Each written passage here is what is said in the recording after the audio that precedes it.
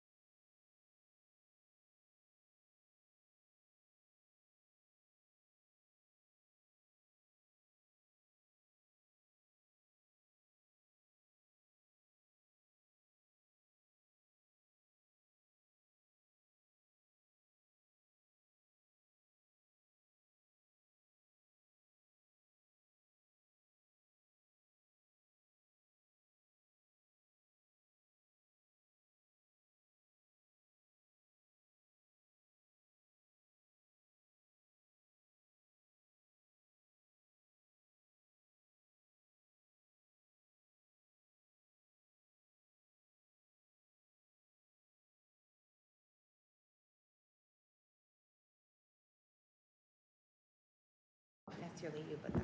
so. Could everybody Like please echo put their thing. microphones on so Nikki can hear you? One other thing, we have as the village, we have a representative, which is Mr. Kiswara, who's also the decision maker in this case. So it's customary that we have a representative that sits throughout the entire hearing. Yeah, you can have it. Your representative can sit through. Yeah, thanks for bringing that up. Okay. No problem. Okay, we're going to go on the record. So my name is Jim Dworkin. We're here in Orland Park, Illinois today on the 19th of August, 2024, to begin the hearing of the matter of arbitration between the Village of Orland Park and the Orland Park Police Association. This is a federal mediation and conciliation service case with the case number 240226-03918. This is the first day of this hearing. We have several other days that have been scheduled for this hearing. This is a grievance over termination of William Sanchez. The parties, before we started the hearing, have agreed on a number of joint exhibits, and I thought I should make that known for the record, just so everybody's on the same page. So joint exhibit 1 will be the collective bargaining agreement between the Village of Orland Park and the Orland Park Police Supervisors. And if I talk too fast, just let me know. I'll try to keep it slower. Joint exhibit 2 is the Orland Park Police Department General Order 52.1 or -1. Joint exhibit 3 is the Orland Park Police Department General Order 26-2. Joint exhibit 4 is the notice of pre-disciplinary meeting dated January 19th, 2024. Joint exhibit 5 is the termination notice dated February 28th, 2024. Joint exhibit 6 is the Illinois Department of Human Rights notice of complaint dated April 11th, 2024. Joint exhibit 7 is the Illinois Labor Relations Board notice of charge against the employer dated February 22nd, 2024. Joint exhibit 8 is the Illinois Labor Board notice of charge against the employer dated July 23rd, 2024. Joint exhibit 9 is the transcript of formal interrogation of William Sanchez on October 10th, 2023. Joint exhibit 10 is the transcript of the formal interrogation of Brian West on September 26th, 2023.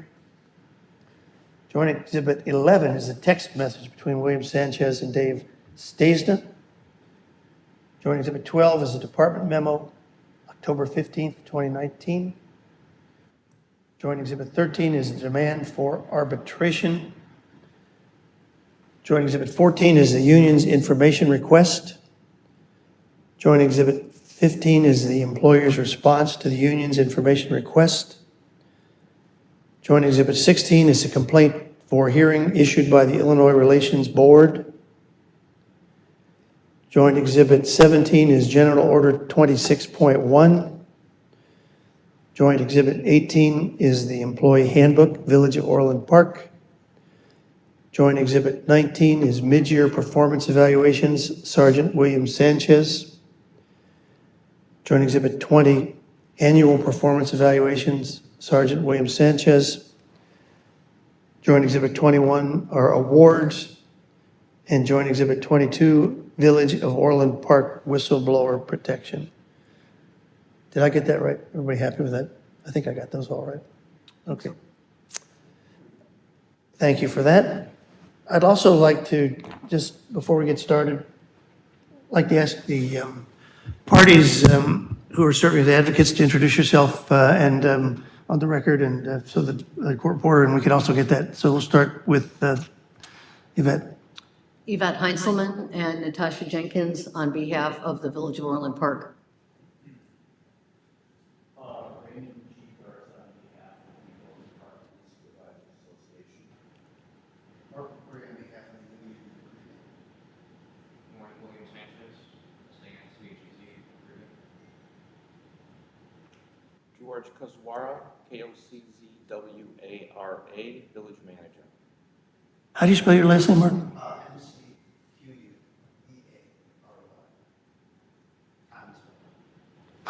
Okay. Thank you.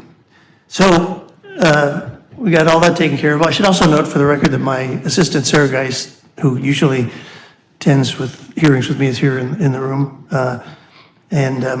Before the hearing started, we also agreed on the issue. And the issue that I'm going to determine is, was grievant William Sanchez discharged for just cause? Question mark. If not, what is an appropriate remedy? Question mark. Also, the parties agreed before the hearing that there are no issues of arbitrability, procedural or substantive. So basically, the only issue before the arbitrator today will be to, or over the hearing, course of the hearing, will be to make a decision on the merits of the case.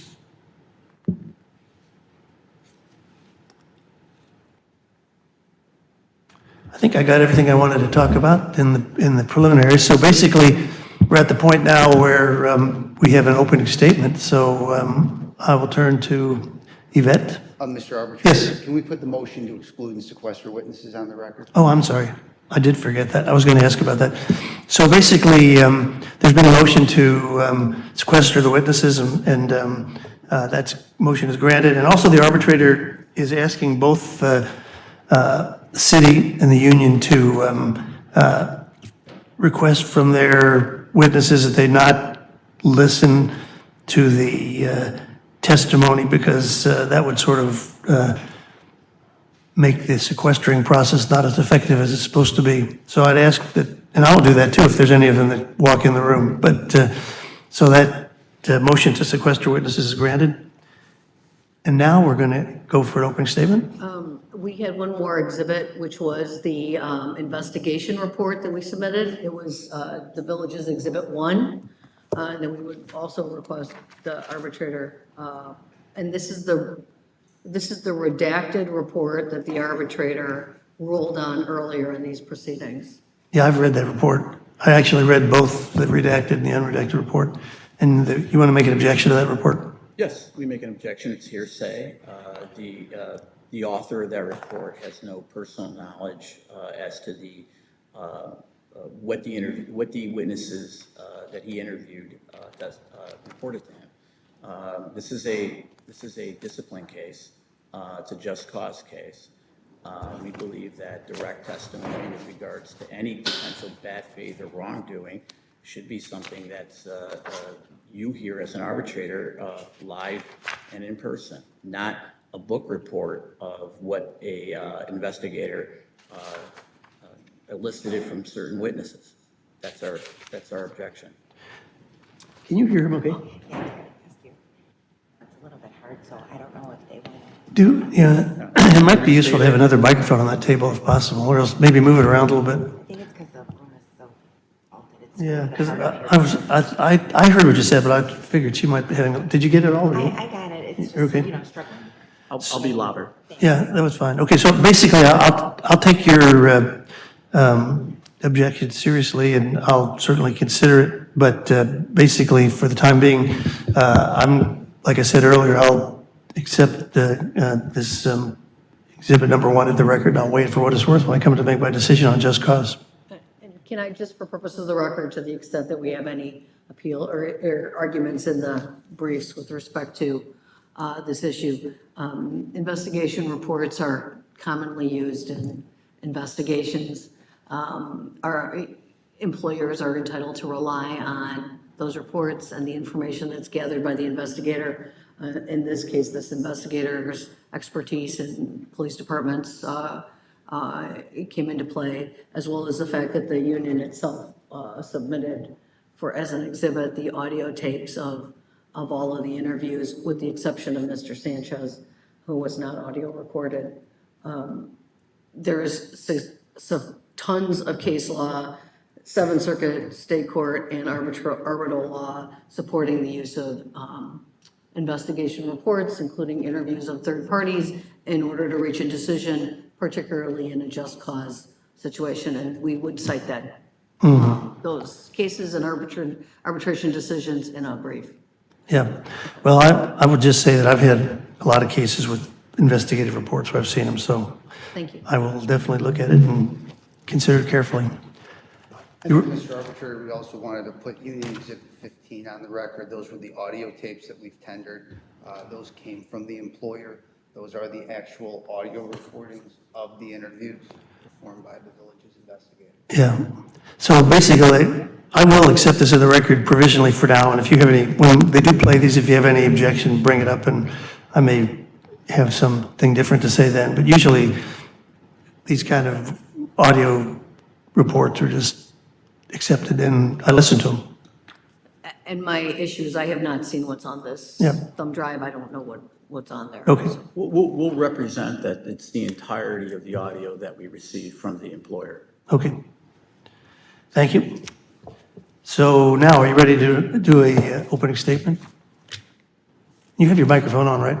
Pardon me? Your microphone's on? I think so. Can you hear me okay? I'm doing good. I just want to make sure that we're living by the rules here. Can you hear me okay? Better? All right. Good morning, Mr. Arbitrator, Counsel. We are here today with respect to the arbitration of the termination of William Sanchez by the Village of Orland Park. Mr. Sanchez was hired by the village in September of 2024. He was promoted to the rank of sergeant in April of 2021. He was terminated in 2023. His employment was terminated after a thorough and exhaustive being untruthful in an investigation and for creating a hostile work environment for Deputy Chief Brian West. Sanchez attempted to undermine the chief of police, who was newly appointed in May of 2022, and the deputy chief, whom he had falsely complained against in the past, in order to take out the deputy chief, bully the chief into promoting him into the rank of the lieutenant, and to make room for others to move up. On April 5th of 2023, he communicated his plans to a civilian employee. When the chief learned about the statements about taking out the chief and the deputy chief, he confronted Sanchez about that issue. Why he was telling a civilian employee who was not a member of the union, not voting on a vote of no confidence, or for any other reason, that something big was going to happen and that he was going to take out the deputy chief, and if he didn't take out the deputy chief, then the chief would go as well. Why he would tell that to a civilian, I don't know. But I think it's important to look at the things that people said who are not involved in this case. And by way of example, I would point to that memo from Tina Netzel with respect to what William Sanchez told her on April 5th of 2023. She doesn't care one way or the other. She's not losing her job. She's not keeping her job. She is reporting what happened before all of this occurred. It's important to remember none of this was going on at the time that report was made to the chief. There are two other pieces of information that are objective and neutral, similar to Tina Netzel's memorandum. One is Mr. Sanchez's complaint that the chief created a false disciplinary memorandum, put it in his personnel file in order to disparage him from future employment. As it turns out, a thorough investigation uncovered, it wasn't a disciplinary memorandum. It was simply a directive telling him what to do. But that's not the important point. The important point is he made that claim against the chief of police, claiming the false memorandum was created and put in his personnel file to negatively affect his future employment, and he never bothered to look in his personnel file. That's what this is all about. It's about fabricating information, twisting information, and presenting it in a light that undermines the command staff at the police department of Village of Orland Park. The third piece of information that is telling, again, neutral, third party, outside of all of this complaint, is Mr. Sanchez's complaint in 2019 against Deputy Chief West. Before all of this occurred, he made a complaint that he was being inappropriately scheduled. He made the complaint to a separate chief and claimed that Deputy Chief West was treating him unfavorably because of his national origin and scheduling him on too many afternoon shifts. Chief McCarthy conducted an investigation, and as it turns out, 3 other people confirmed, and that would be Hottinger, Ken, and McCormick, and a review of the records, that Mr. Sanchez was not unfavorably scheduled. In fact, they all said he was given the shifts he requested. And the documents showed that he was not the one that was scheduled the most, but somebody else was. The point, again, this occurred 3 years prior to all of this taking place. It was, again, a false complaint, which we'll hear later Deputy Chief West wanted to move against. But he was told to take the high road because of that false complaint. And so I think it's important to keep in mind that to look at these facts that are unrelated to either side, that occurred without all of the facts of this arbitration, and see who's telling the truth, who's making complaints that are accurate and who is not.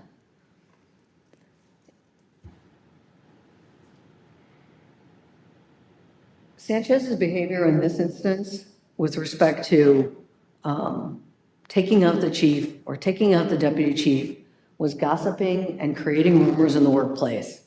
We all have jobs. We all work with coworkers. We all know that gossiping and rumors lowers morale, creates a toxic culture, misinformation, damages reputation, people lose trust, increases stress, and basically attacks the foundation of an organization. And this was a new chief.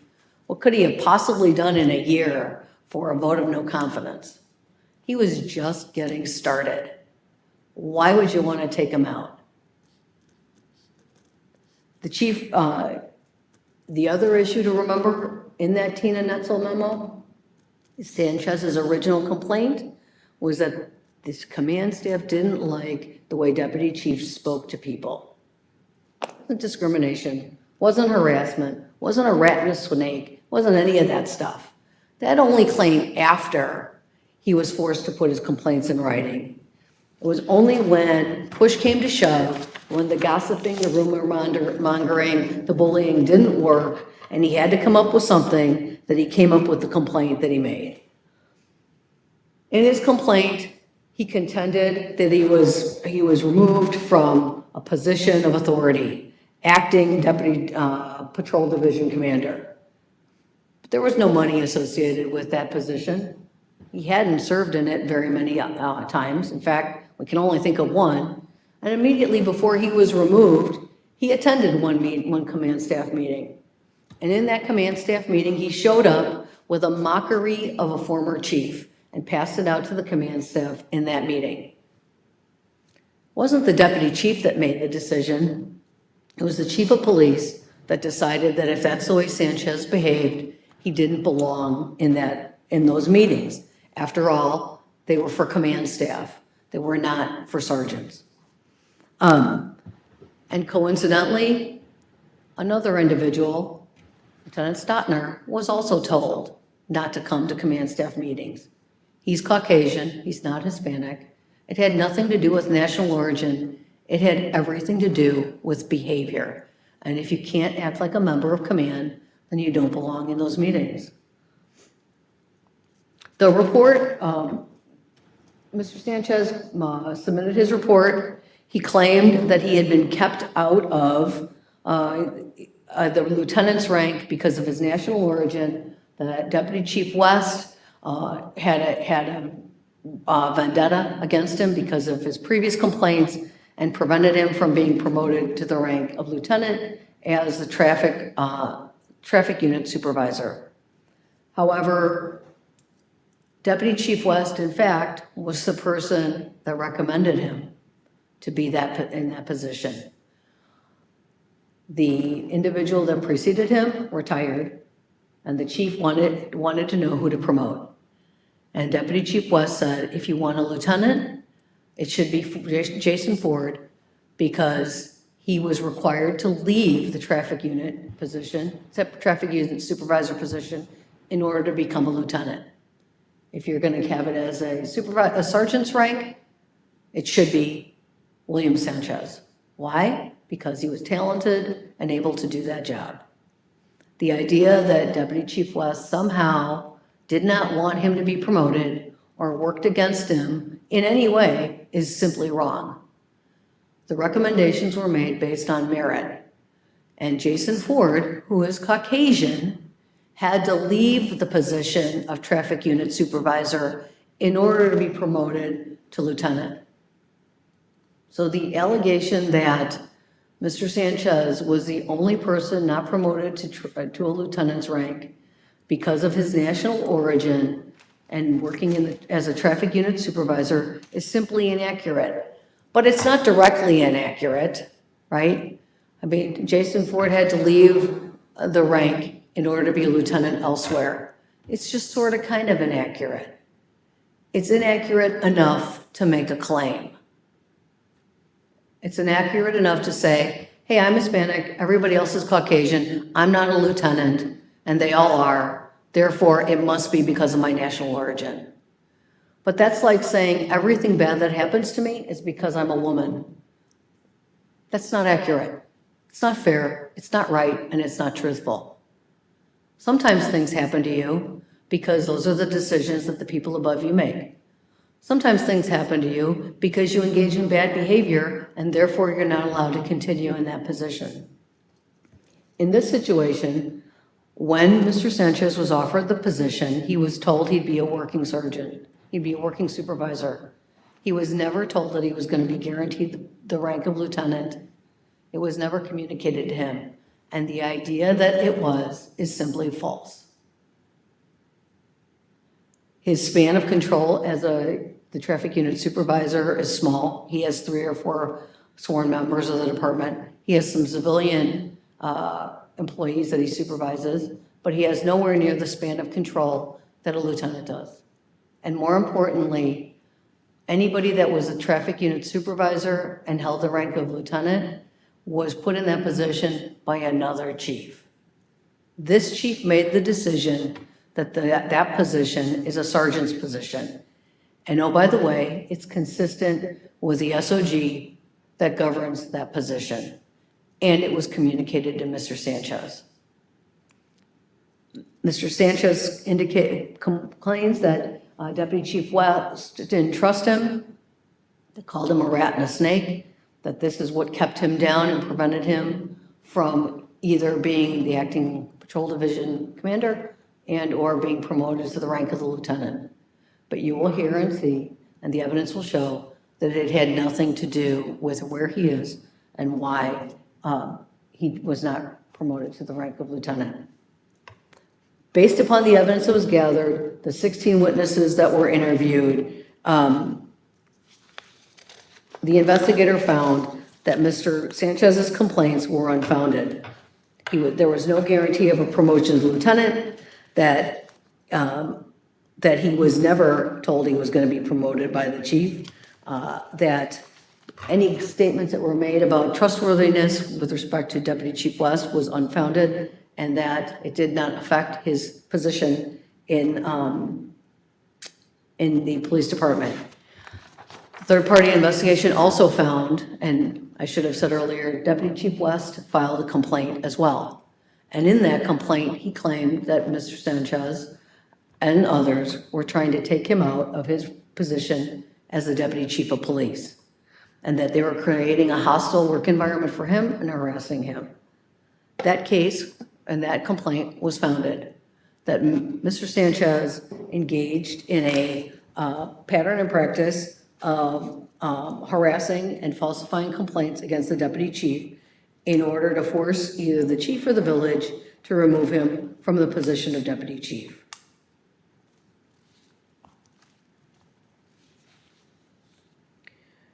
Specifically, the report found that the defamatory statements that Sanchez alleged West made were unfounded.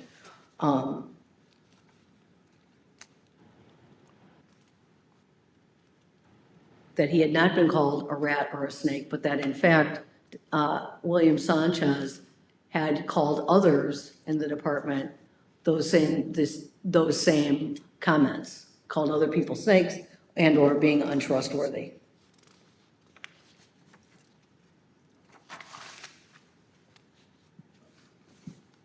Based upon the investigation, which we'll hear in greater detail, the Village of Orland Park and George Kiswara made the decision to file a complaint with the Board of Fire and Police Commission in assessing the effect that Mr. Sanchez's conduct had in the department, the fact that he was making false complaints against the deputy chief and the chief, and that he sought to undermine the chief of police and the deputy chief, there was just cause to terminate his employment. That complaint was filed by the board, with the Board of Fire and Police Commission. Mr. Sanchez, pursuant to the terms of the collective bargaining agreement, was given the opportunity to elect arbitration, and here we are today. Based upon that complaint and his conduct, Mr. Sanchez was charged, and the village believes that he engaged in violation of the general orders, neglect of duty, professional standards and conduct, unnecessary complaint, truthfulness and cooperation, and restrictions on behavior and neglect of duty. Those charges, and I haven't listed them specifically, are contained in the village's complaint to the Board of Fire and Police Commission, which is contained in Joint Exhibit 6. Based upon this conduct, the Village of Orland Park asks that you sustain the termination of William Sanchez, as the village had just cause for terminating his employment, and that his return to the workplace would be detrimental to an organization and the members of the department as it currently. Thank you. Thank you very much. Do you want to make an opening or do you want to defer? No, we'll make an opening, Mr. Thank you. Arbitrator. Counsel, Mr. Arbitrator, I think this case can be distilled down to one simple sentence. This case is about retaliation. Bill Sanchez is the union president.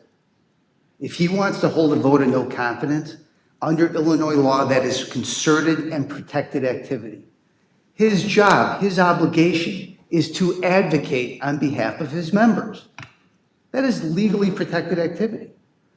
Bill came forward to HR to make a complaint both in his capacity as union president and as an individual who believed he was being discriminated against because he's a Mexican American. He walked into HR with a complaint and he walked out with a pink slip. That is precisely what should never happen in this country. This is why we have retaliation statutes for this specific conduct by an employer. Even worse, what are the broader implications of this? You have to ask yourself the question, would I come forward seeing what happened to Bill with a valid complaint? I think the answer's got to be a resounding no. I think this sends a chilling effect to the Village of Orland Park not to come forward with complaints. We believe that the evidence will show that Bill acted in his capacity as union president, that he had a good faith basis to make a discrimination claim. And remember, perfection is not the standard. He only has to have a good faith basis. I would ask this arbitrator to pay special attention to the internal investigation. It is the union's opinion and our perspective that the evidence will demonstrate that this was not a fair, thorough, and complete investigation as is required under the just cause standard. Rather, this was a predetermined outcome. I believe that the evidence will demonstrate that that report is flawed, it contains inaccuracies, and even more importantly, it omits exculpatory evidence. The burden rests on the village to prove their case. It is not the union nor the grievance job to prove anything. It is the burden is on the village. And they have to do that with evidence that stands up to cross-examination and to other testimony. We believe that once the arbitrator hears the evidence in total, there's no way that you can make a finding that the employer had just cause to terminate William Sanchez. You know, Bill's reward in this whole endeavor was that he received retribution, retaliation, and ruin. They imposed economic capital punishment on him for coming forward with a complaint. And so, Mr. Arbitrator, we respectfully request that you sustain the union's grievance, that you make Bill whole in every way by reinstating him to his position of rank of lieutenant with all back pay and benefits owed to him. Thank you, Mr. Arbitrator. Thank you very much. Yes, No, I'm sorry, Sergeant, if I misspoke. yeah, he said lieutenant, but I picked that up, yep. I apologize. Yep. You want to take a short break before we have the first witness? Please. Let's take about 15 minutes and we'll get our first witness.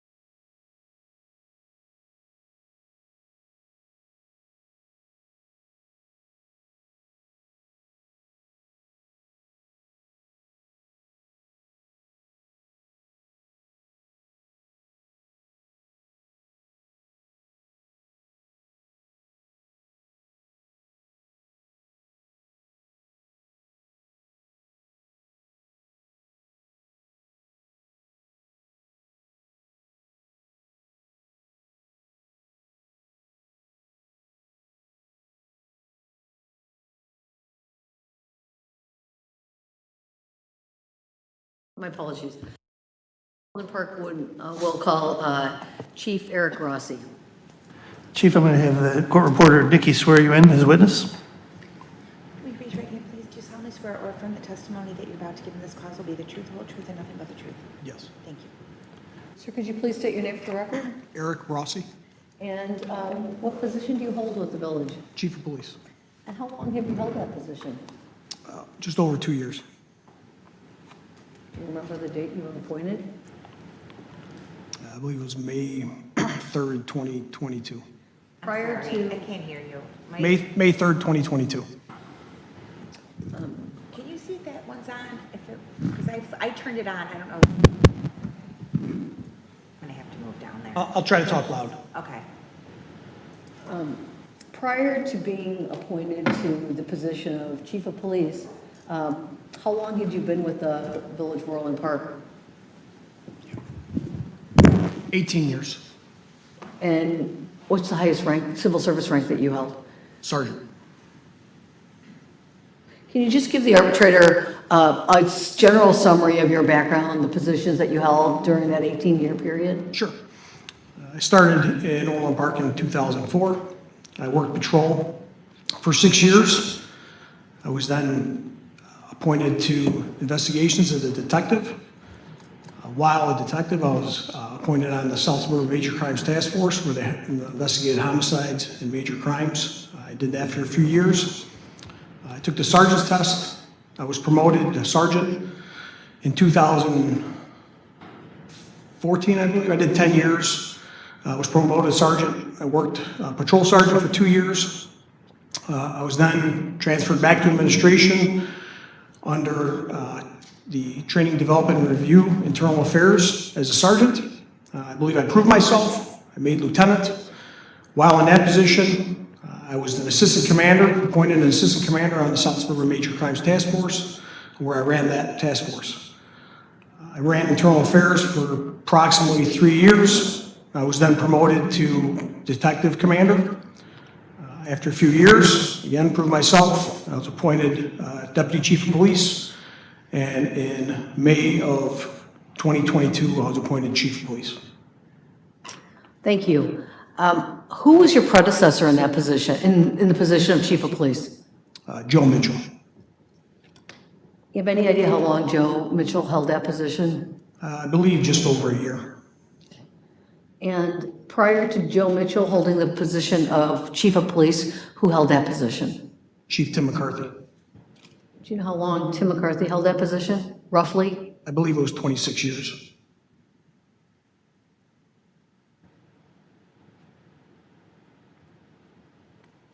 Do you know William Sanchez? I do. How do you know William Sanchez? We went to the academy together, and we've worked together for the past 20 years. Do you know what his national origin is? Yes. What is it? Hispanic? Has his national origin affected in any way any decision you've ever made with respect to William Sanchez? Never. Did, prior to becoming a chief of police, did you work as a peer with William Sanchez, and either as a patrol officer or as a sergeant? We both worked patrol together. Did you serve on, did you work the same shift assignment, or did you work? I don't know if we did work the same shift. I know I worked midnights, and Bill probably worked midnights, and he was then moved to the traffic division, and I stayed in patrol.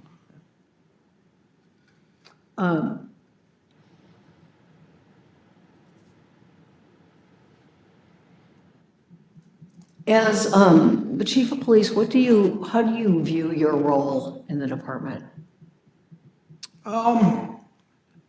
When I first became chief, I wanted to do good things for this department. I always told everybody that, we deal with a lot of issues outside the police department, and I want to make the police department great internally, coming to work. And if anybody had ideas, to come to me. And how can we make the Orland Park Police Department a great place to work? How, when you were appointed chief in May of 2022, did you do anything to communicate that philosophy to the rank and file or the supervisors at the police department? I did. I told them that I had an open door policy, that if they had ideas on how to make Orland Park better, to come see me.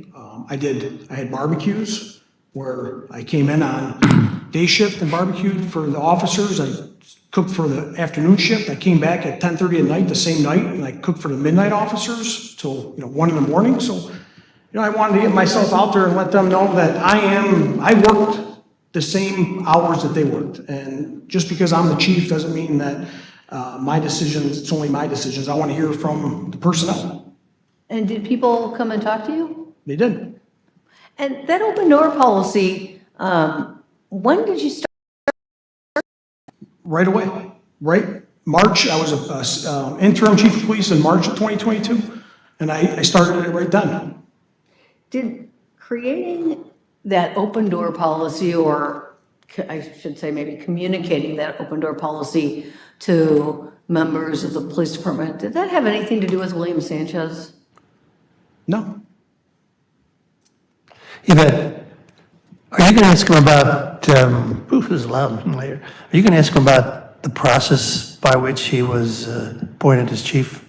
Sure.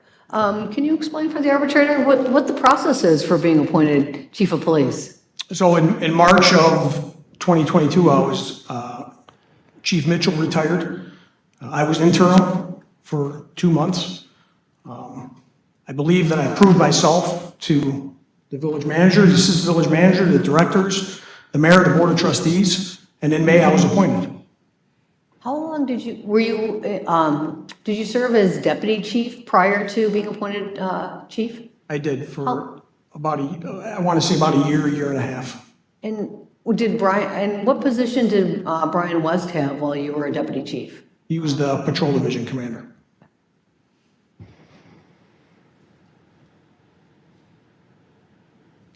Before you were appointed acting chief, did you have interactions with the village manager and the board of trustees? Did you know them? Yeah.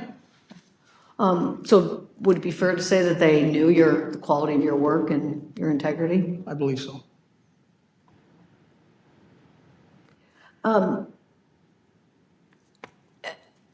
Can you explain to the arbitrator what you believe the police department's role is with respect to the community? What is their job? What are they supposed to do? So I hold myself to a high standard, and I hold my officers to a high standard. And our job is to keep the community safe, keep the people that live, work, travel through, the officers, keep them safe. Do you expect integrity from your officers? Do Yes, you expect honesty? yes, Do you expect them to be trustworthy? yes. Are these negotiable? No.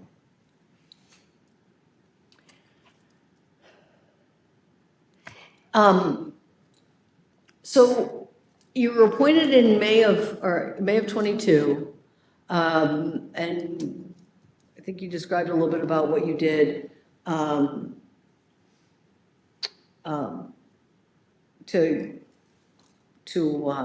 at your first months as the chief of police. At some point in time, did you go to staff and command? So I did attend Northwestern Staff Command. I also attended the FBI National Academy. When did you go to the National Academy? That was January of 2023. Where's the National Academy held? That's in Quantico, Virginia. Quantico? Can you, when did you go to staff and command? I went to Staff and Command when I was the deputy chief. Okay, and so, can you explain to the arbitrator, can you explain to the arbitrator what staff and command is, just in general? So Staff and Command is a course put on by Northwestern Public Safety. A lot of it is leadership courses, there's traffic courses. It's a wide variety of courses that's held over, I believe, 12 weeks. 2 weeks on, I attended in Plainfield at the Plainfield Police Department, 2 weeks on, 2 weeks off, and then we graduated after 12 weeks.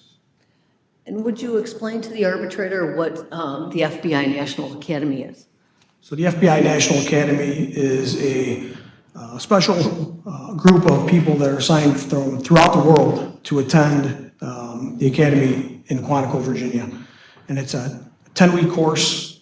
I believe we had about roughly 40 officers from throughout the world, and then about 200 within the United States. And it's a very select few you have to be nominated to attend. I attended with some officers that it took them 19 years to get there. So I feel very privileged that the village allowed me to attend.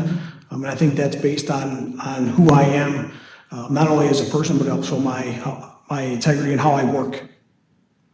And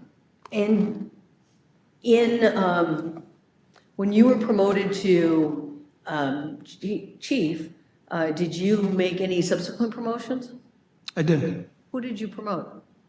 I know I promoted Bill to traffic safety sergeant position. Was there, who filled your role as deputy chief when you became chief? Brian West.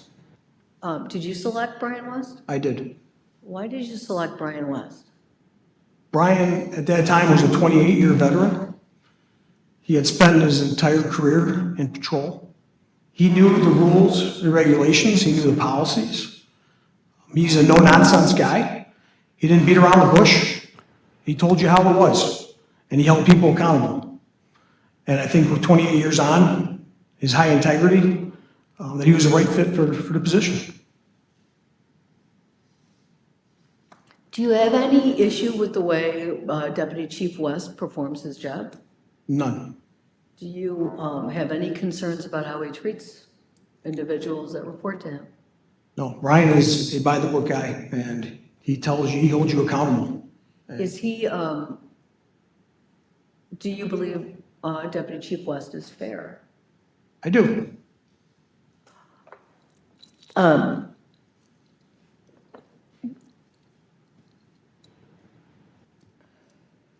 Do you remember when when Brian West was appointed to the deputy chief role? I believe it was in May of 2022, right after I was appointed chief, Okay. I believe. And I understand, I know there isn't a point, Yeah, there's, as there a chief, isn't there's a HR lot thing. of hats that I'm wearing, so I'm trying to Right. remember everything. I just wanted an approximation. At some point, when you became, after becoming chief, did you have discussions with individuals about their goals and desires as far as aspirations for moving in, around, up in the department? I had numerous promotions that I had made, and my motto was do the right thing. If they were qualified for the position, the best person that had the qualifications were appointed at the position. And I think that is true for who I appointed to the tactical response unit, our undercover unit, and our traffic unit. At some point early on when you were having these conversations, did you speak with someone by the name of Lieutenant Stotner? I did. Did he discuss with you what his goals and aspirations were? So Lieutenant Stetner was a lieutenant in patrol, and I appointed him to the investigation division because Lieutenant Stetner did a phenomenal job when he was a detective. He did great work. I had a conversation with him, which I thought was kind of odd. He asked me if he was moving anywhere in the organization. And I felt it was a weird conversation because there was no openings for the next position of commander. So I told him, there's nothing available right now, so I don't know. Had there been some issue with Lieutenant Stotner and his desire to remain at the police department? He had hit his, I believe, 28th year, turned 50, and he had made it well known that he could retire. He was in the KMA club, the Kiss My Ass Club, and I'll do what I want. And that was well broadcasted through the investigation division. Did he have any animosity towards the village? Or the police department specifically? Not that I know of. Did his wife also work at the police department? She did. Did she apply for a position? She applied for a position while I was attending the National Academy. Oh, okay, so it was, I didn't, okay.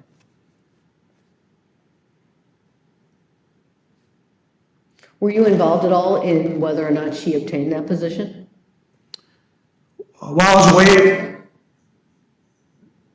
Deputy Chief West had notified me that they had done a panel interview for that position and they had selected somebody, so I didn't feel that he needed to micromanage their decisions. They made the decision and went with it.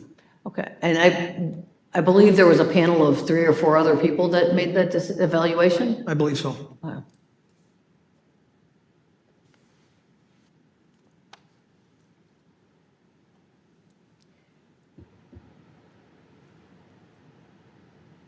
Do you know whether or not Lieutenant Stotner was upset that his wife was not promoted into that position? I had heard that he was upset that she did not get the position. Do you know whether or not a grievance was filed? I do know a grievance was filed. A grievance was filed.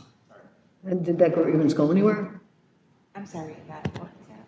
I didn't- Did the grievance go anywhere? Did it go to arbitration? I don't believe so.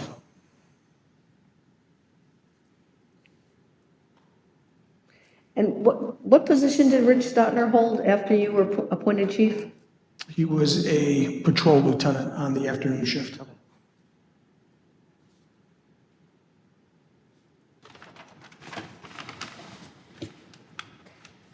How are lieutenant ranks created? Do you have a budgeted number of lieutenants? Yes. How many budgeted lieutenants do you have? I believe it is 5. It is 3 in patrol, 1 investigations lieutenant, and 1 lieutenant for training, development, and review.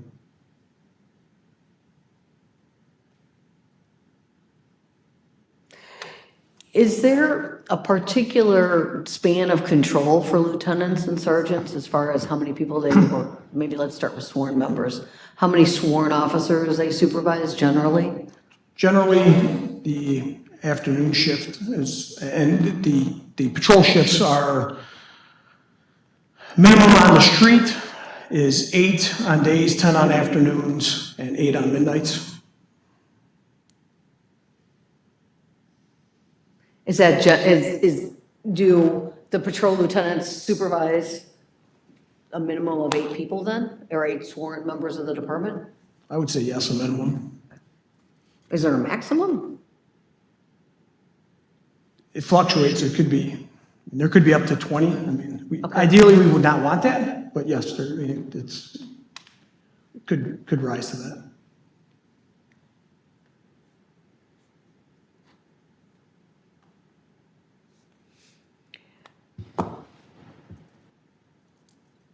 At some point, did you learn that an individual by the name of Phil Glacier was going to retire? I did. What rank did Mr. Glacier hold? Phil was a lieutenant And what position did he hold? in the, lieutenant in the traffic safety division. How did you go, could you describe for the arbitrator how you went about looking for Glacier's replacement? So Phil was a traffic reconstructionist. He had many years of experience in the traffic safety unit. We had 1 sergeant who had that experience, and that was Bill. And based on, like I said earlier, I wanted to put the right people in the right position. And it only seemed fit that Bill would go into that position. And so I had a conversation with command staff. We talked about it. I told him it was a sergeant. It was a sergeant's position. It was budgeted as a sergeant position. It's a general orders as a sergeant position. I don't know what the prior chiefs had done, but under me as a chief, it was going to remain a sergeant position, and the best qualified person was Mr. Sanchez. When you said you talked to command staff, do you have any idea when that happened? I'm not Okay. sure. Did you have the conversation with command staff before the decision was communicated to Mr. Sanchez? Yes. So, and let me step back for a minute. In your administration, who do you consider members of command staff? My command staff is my deputy chief, my 3 commanders, commander of patrol, commander of administration, commander of investigations, and the lieutenant of internal affairs. How frequently do you meet? We meet every Monday morning and every Friday afternoon. And recently, since COVID, we started meeting on Wednesdays with the fire department, just to touch base with them to find out what they had known, what's going on with COVID. And we continue to keep those meetings. They're brief, but we do have command staff in those meetings also. So I missed one thing. The command staff is made up of the department chief, 3 commanders, and who's the third? The lieutenant of internal affairs. Lieutenant. Thank you.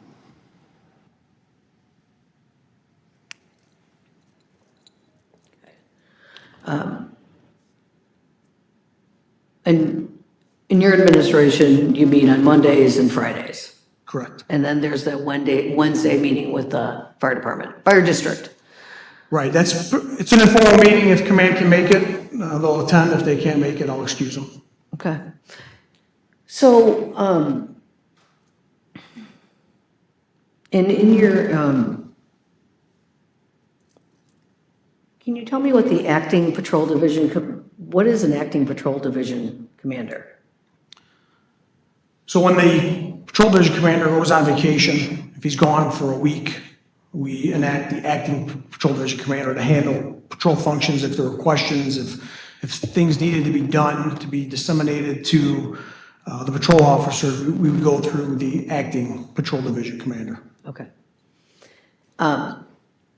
So let me step back for a second. We were talking about the meeting you had, the command staff meeting you had prior to appointing Mr. Sanchez as the traffic unit supervisor. During that meeting, during that command staff meeting, was there any discussion about whether or not that traffic unit supervisor should be a lieutenant's rank or a sergeant's rank? There was. And could you describe for the arbitrator what that discussion entailed? So we had a discussion on the position. I was asked if it was going to be a lieutenant position.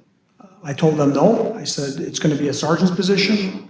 And Deputy Chief West said if it's going to be a lieutenant position, it should be Lieutenant Ford, who also held that rank in the traffic safety unit prior to going back to patrol as a lieutenant. And he said, and he said if it's going to be a sergeant position, then it should be Bill, because he's the most qualified.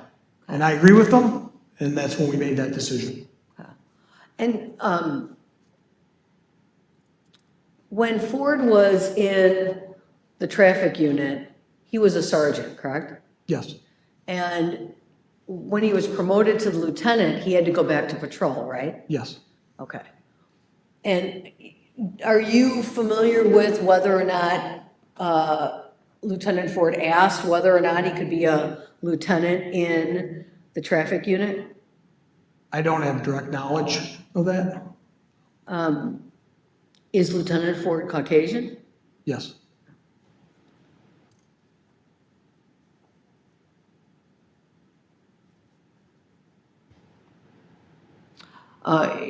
Is it fair to say that Lieutenant Ford was not allowed to be a lieutenant in the as the traffic unit supervisor? Right, I believe he wanted to stay in the traffic unit, but he was told that if he is going to be a lieutenant, then he needs to go back to patrol. After this command staff meeting, how was the decision communicated to William Sanchez? I had, I believe, called him on the phone either that day or thereafter, and asked him, I believe, something to the effect of, Phil's retiring, would you be willing to be the sergeant in the traffic safety unit? And do you remember where you had that conversation? I believe it was in my office. Do you know if anyone else was present? Deputy Chief West was present at the time. And did Mr. Sanchez tell you whether or not anyone else was on the phone at his end? No. And how did Mr. Sanchez respond? I think he said that he would take the position. Was he happy about it? Was he sad about it? I would imagine he'd be happy. It's a very sought after position. It's Monday through Friday, take home car. You're all allowed to flex your hours. So it's the only sergeant in the department that has a take home car. So I would imagine that anybody would be happy to have that position. Was there a compensation increase too? No compensation increase. No, let's start. So as the traffic unit supervisor, as a sergeant, he had a take-home car? Yes, Was he able to set his own schedule? yes, And I'm sorry, he didn't work shift, he worked Monday through Friday? yes. And I think there was something about the IDOT grants. Was he also able to work the IDOT grants? Right. So the traffic safety sergeant, we apply for IDOT grants, and he is allowed to work that as overtime. Does he get called back, does the traffic unit supervisor, who's a reconstructionist, get called back in for accidents and things like that? They do. So Bill is a reconstructionist, and I thought that it would be fit if he had to come in on a fatal accident, that he had a take-home car, and he would be called back in. Can you define for the arbitrator what you mean by reconstructionist? So Bill went to school to investigate major crashes where somebody was killed, and he would come back and reconstruct the two cars. Okay. A little bit like reverse engineering, huh? Right. You know, I forgot to ask you this earlier. When you joined the police department, were you a member of the union? Yes. Did you hold any positions with the union? No.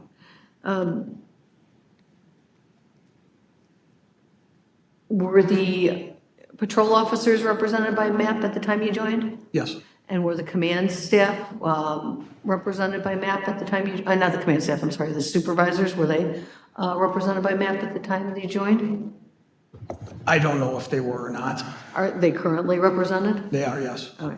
And the supervisors, they've had a president of the union, correct? Yes. And after Mr. Sanchez's departure, there is currently a president of the union, correct? I believe he's still the president of the union.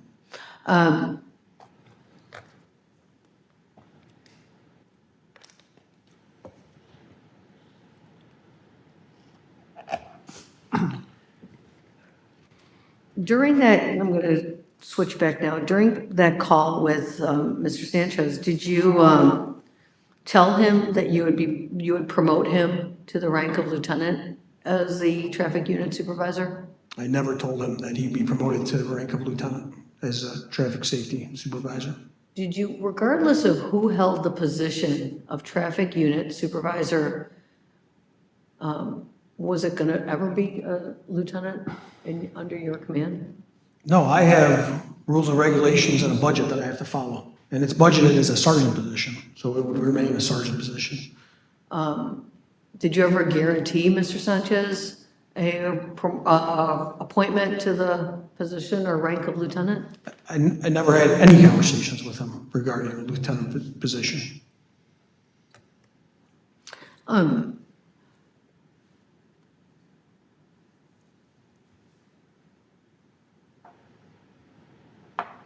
If Mr. Sanchez wanted to be a lieutenant, could he apply? Is there let me step back for a second. Is there an application process to be a lieutenant at the Village of Orland Park PD?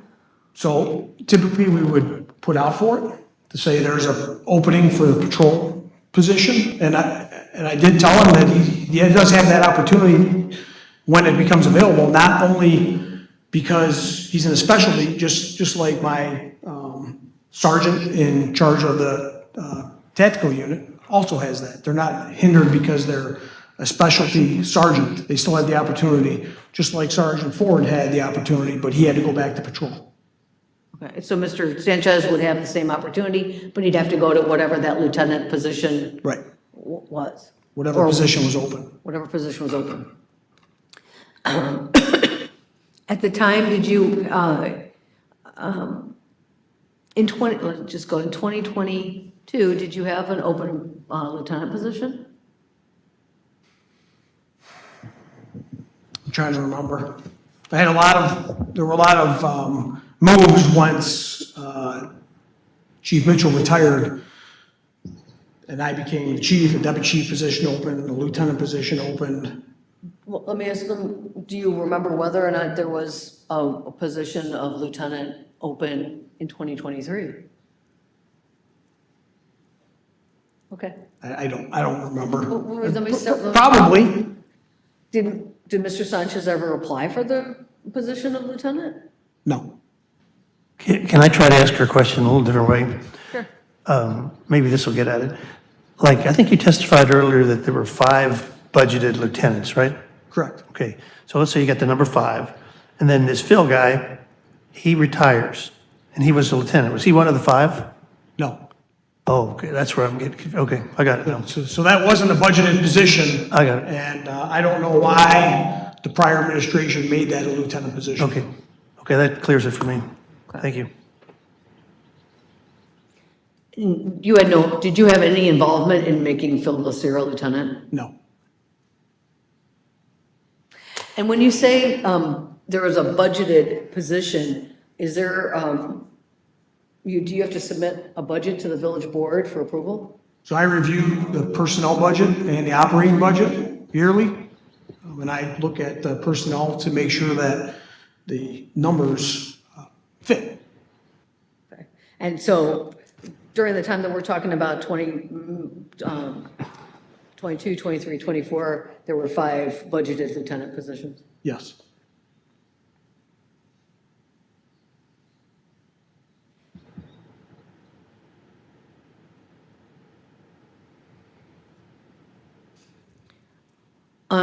As the traffic unit supervisor, who did Mr. Sanchez report to?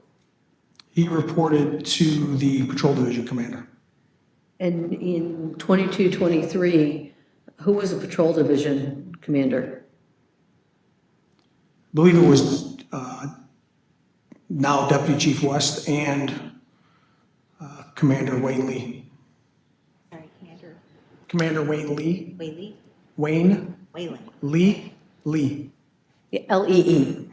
Yvette, in all these documents we have, I mean, we're talking about a lot of different positions. Do you have like an organizational chart in one of these documents? You know what, I think there is one. I think that would help. Maybe, do you want me You to? don't have to, I mean, just, I'd like to put it on as a joint exhibit or something. Do you guys, wouldn't you like it to see it too? Yeah.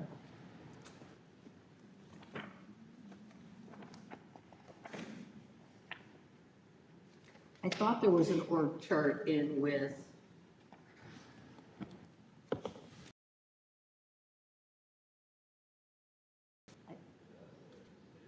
In the interrogation of the report.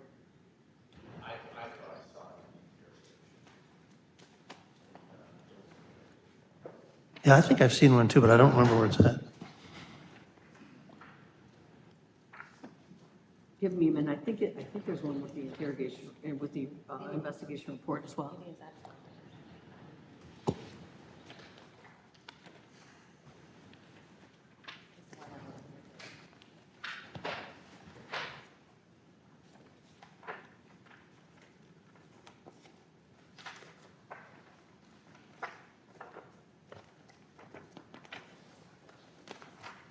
Yeah, if you look at,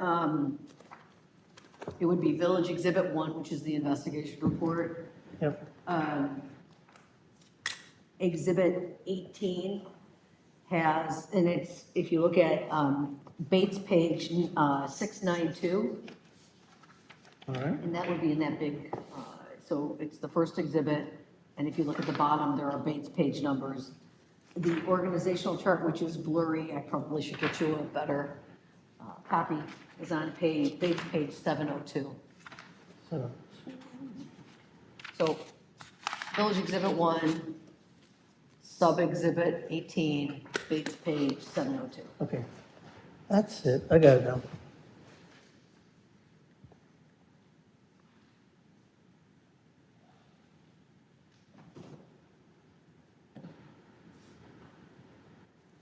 Is, I'm gonna see if we can maybe on a break get a better copy of this. yeah, I was gonna just because- ask that.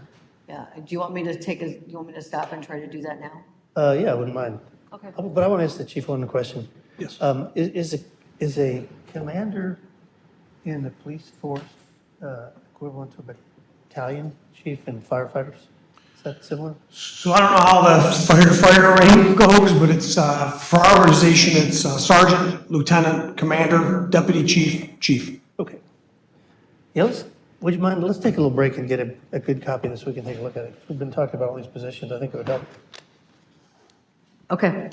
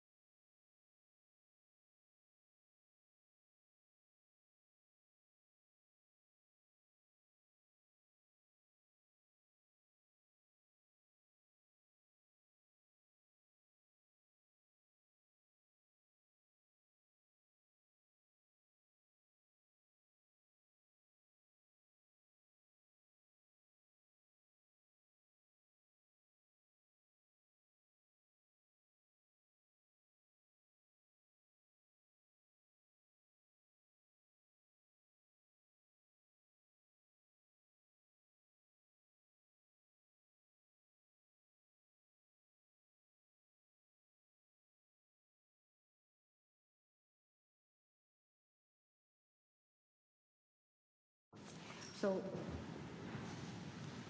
you've been handed a document that's been marked as joint exhibit number 23. Can you just explain to the arbitrator what this document is, joint exhibit 23?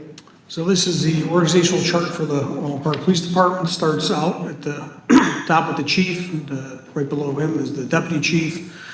We have one administrative assistant. In administration also is a lieutenant, TDR/admin, that's internal affairs.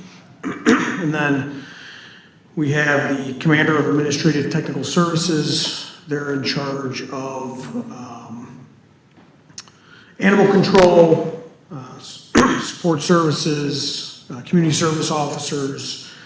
Then you have the patrol division commander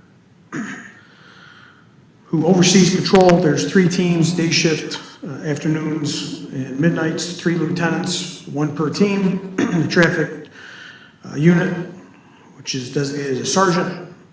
At full staff, there's 4 officers, 14 crossing guards, and 3 code enforcement officers, one being, code enforcement's all civilians, and one of them being a supervisor. And the crossing guards are civilians as well? Correct. And then there's the investigation division commander. They have 1 investigation lieutenant, 1 investigation sergeant, 1 tactical response true unit sergeant, and then they oversee the detectives, the school resource officer, the task force officers to the FBI and the DEA. And then on the side there, you see the ASDEC coordinator. That's our emergency non-sworn. There's ideally 25. They provide support services during storms and major accidents. So the position you talked about with Sanchez, that was one time as a sergeant traffic. Yes, sir. The guy thanks for the.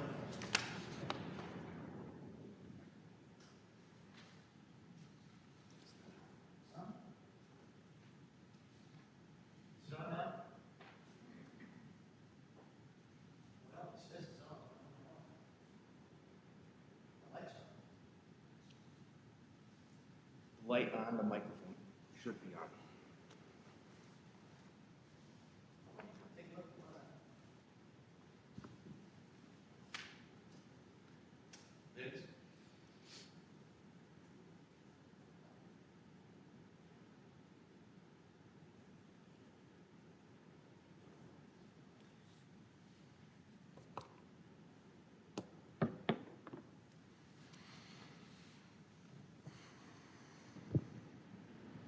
Now it's on. You got it on now? Oh, it's definitely on now. Okay. Well, I was just saying thank you for this chart. This helps a lot. I now know where that position was at. Okay. Thank you. You can proceed. Thank you.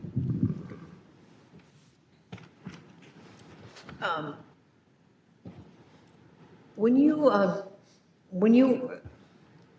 were appointed chief, we were talking earlier about the open door policy. Did creation of that open door policy have anything to do with Deputy Chief West? No. And as a patrol division commander, did Deputy Chief West have that same reputation for holding people accountable? He did. So when you appointed him deputy chief, do you have any feeling as to what the department felt, how the department perceived that as far as your expectations of holding people accountable? Well, I believe that these are a direct reflection of me, and I'm a direct reflection of him. We both hold people accountable and to high standards. We have a job to keep the public safe and to hold people accountable for their actions. And I've learned that when I was first started here throughout my life.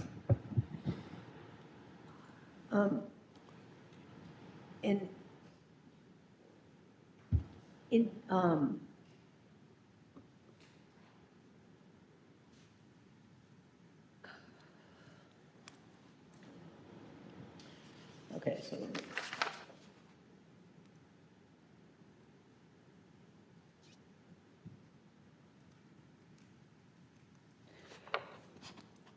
At some point after Mr. Sanchez was appointed to the traffic unit supervisor position, do you know whether he attended any of those command staff meetings? I believe he attended one. And why did he attend that one? Recently promoted Commander Lee, I believe he was gone for one day and had Bill fill in. And later on, I made mention that we don't need a acting patrol division commander for one day. It's only for if the commander's gone for a week. And when he attended that command staff meeting, did anything happen that caught your attention? Yeah, during that meeting, he had brought up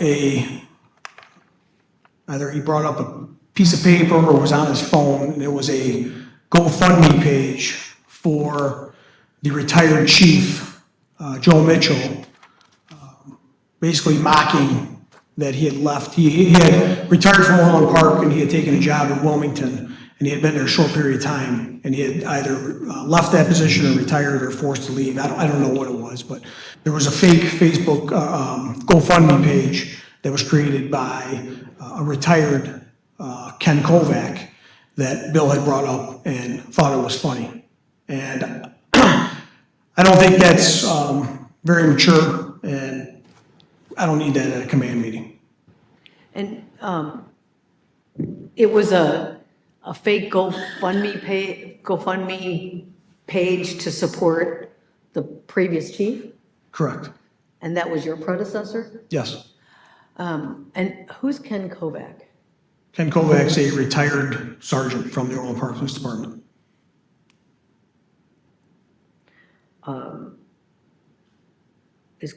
Do you know whether Ken Kovac is a happily retired former police officer? I would say, I don't know if he is, but he's constantly harassing Deputy Chief West on social media. There's been an arrest made because he had made fake Facebook pages with Deputy Chief West's picture, purporting to be him. Mr. Kovac was arrested? Yes. And do you know what he was charged with? I don't know the exact charge. It had something to do with making fake Facebook pages. And representing that it was Deputy Chief West that was doing it as opposed to Ken Kovac? Correct. And so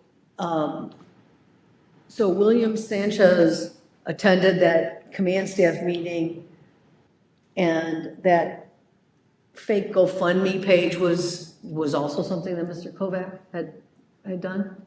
That's what Bill had told us. Okay.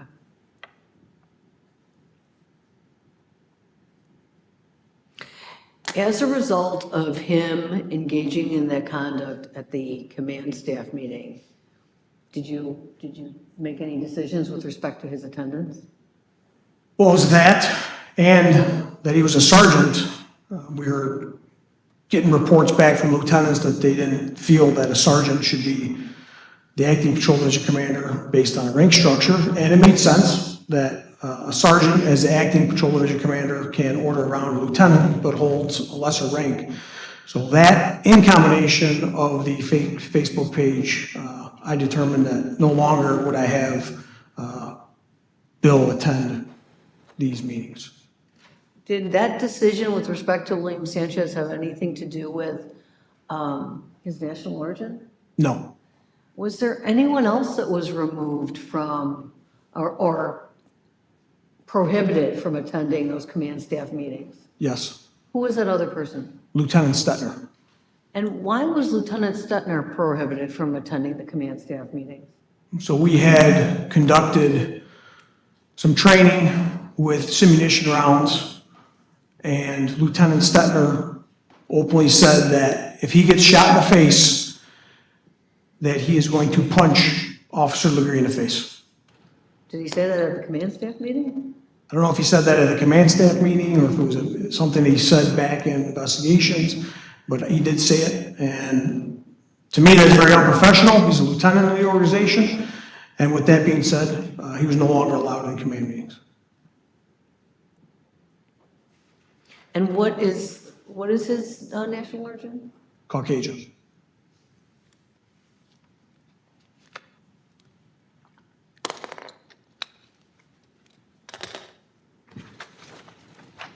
While she's thinking of her next question, how do I tell from this chart which one of these people are direct reports to you? So the deputy chief directly reports to me. The deputy chief oversees the lieutenant of training development review and the 3 commanders. And then the commanders oversee their divisions. So you have one direct report? Yes. Okay.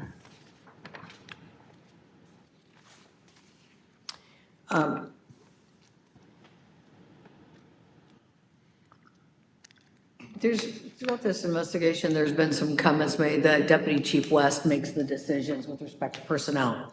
Is that accurate? No, not at all. There's been comments that he runs the department. Is that accurate? Not true.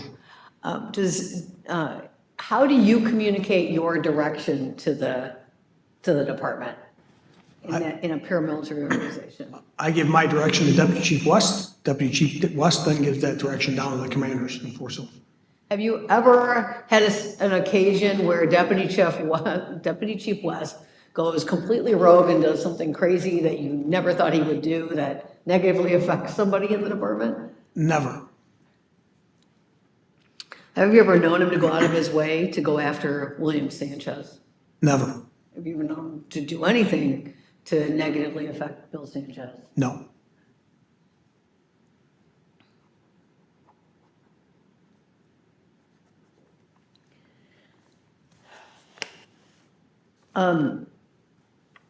So you went, at the time you went to the National Academy, my apologies. You went to the National Academy in January of 2023.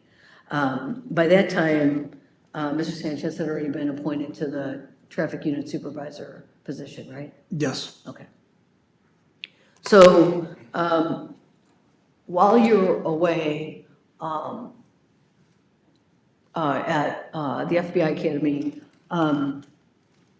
did you let me step back. Did you communicate that decision that Mr. Sanchez should not attend the command staff meetings to Deputy Chief West? I believe that was done before I left. Okay. When you came back, was there any incident or problems with respect to how patrol was coming to work or patrolling the shifts?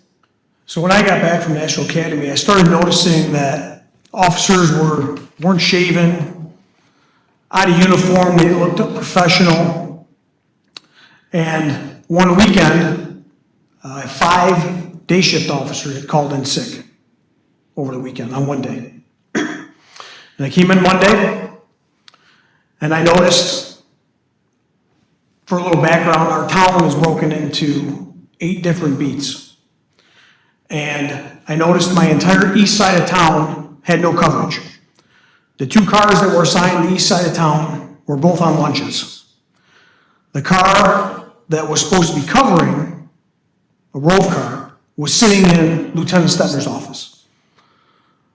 So at a command meeting, I asked, who is supervising the streets? We have a responsibility to keep our residents safe. And I have no car from 159th and LaGrange all the way east to Harlem. I have no coverage. No coverage for residents, no coverage for people that work in town, traveling through town. And I find out that the officers started to clear their lunches, their for better terms, bathroom breaks with themselves, not asking permission from supervisors. Now, we have rules and regulations that we have to follow. You have to ask permission. And there's a reason for that. This isn't a small town. We have 60,000 residents. And we need coverage throughout the town. And so I told the commanders, I said, hold your people accountable. I go, what are supervisors doing? They're not supervising. People are calling in sick. Out of those 5, 2 of them, one was leaving to go to Tinley Park. He didn't have an issue calling in sick, and all of a sudden he started using sick time. Supervisors didn't have a conversation with him. They didn't address it. One officer was retiring. Constant sick call-ins. To me, that's abuse of sick time. Somebody needs to address it. Somebody needs to have a conversation with the officer. If they're sick, I have no problem with it. But if you're not sick, you should be at work. To me, that's abuse of sick time. It's not a holiday or a personal day. It's a sick time to be used for when you're sick or your family member's sick. Were you upset about the conduct and the lack of supervision? You know what? I'm passionate about my job. I care for this community. I grew up here. I care about the people. I care about the people that live here, the people that work here, and I have high standards. And I'm passionate. And I think that that's wrong, that the officers are doing that. Nobody was supervising. Who's responsible for that? Who's responsible for patrol? Who's that? Who's the commander in charge? At that time, it was Commander Wayne Lee. What was his explanation? I don't think he had one. Did Commander Lee hold people accountable like Deputy Chief does? Deputy Chief West does?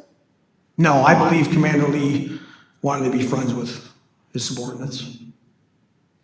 What do you mean he wanted to be friends with his subordinates? What does that mean, to be friends with his subordinates? He didn't want to enforce the rules Exactly. because they would be upset? I think people don't like to be held accountable, and he didn't want to enforce the rules, and he wanted to have a friendship with them instead of being a supervisor. In this investigation, somewhere along the way, there's a comment that was made, if you want a friend, buy a dog. You heard that before? I have heard that. Where'd you hear that? So Chief McCarthy has said that numerous times to us, and it's from when that you have to hold people accountable. I believe it was Teddy Roosevelt that may have said something similar to it, and I did say that to Bill Sanchez. And what do you mean by that? We were at that command meeting, and Bill was in charge of the drones, and Bill was complaining that the operators weren't doing their training. And I told him, I said, you're a supervisor. If they don't do the training, write them up. If you want a friend, get a dog. You know whether Bill Sanchez has ever written up anyone that reports to him? I don't know if he has or he hasn't. If you're a supervisor in your organization, would you expect that's something that supervisors would do? I would expect that they take corrective action. And if that determined to be writing somebody up, then it needs to be done.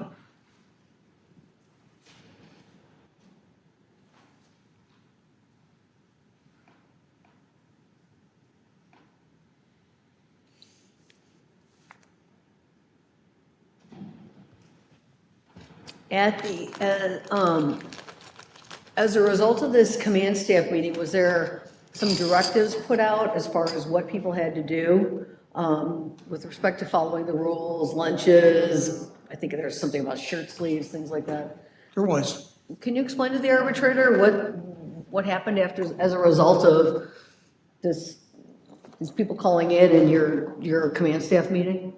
So I advise the commanders that we need to start holding people accountable, and we need to be a professional organization.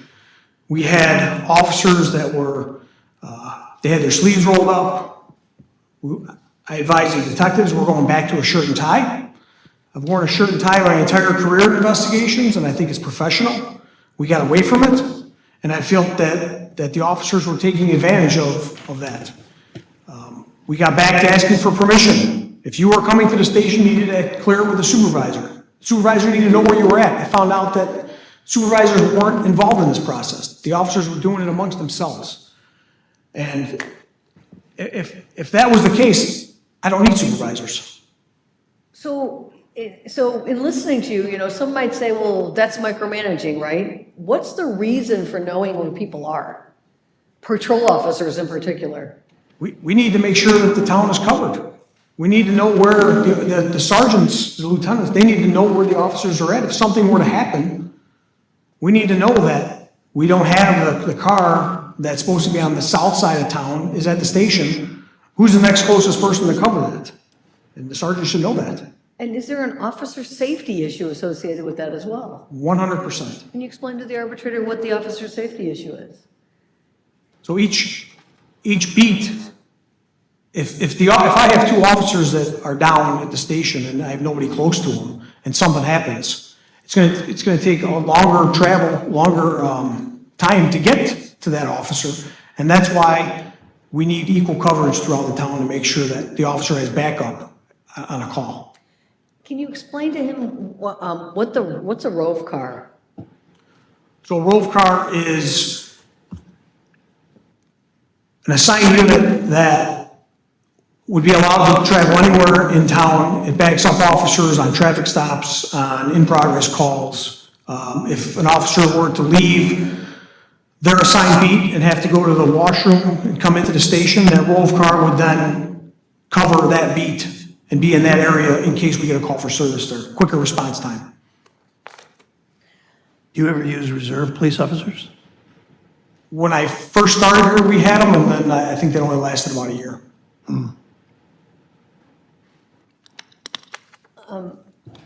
As a result of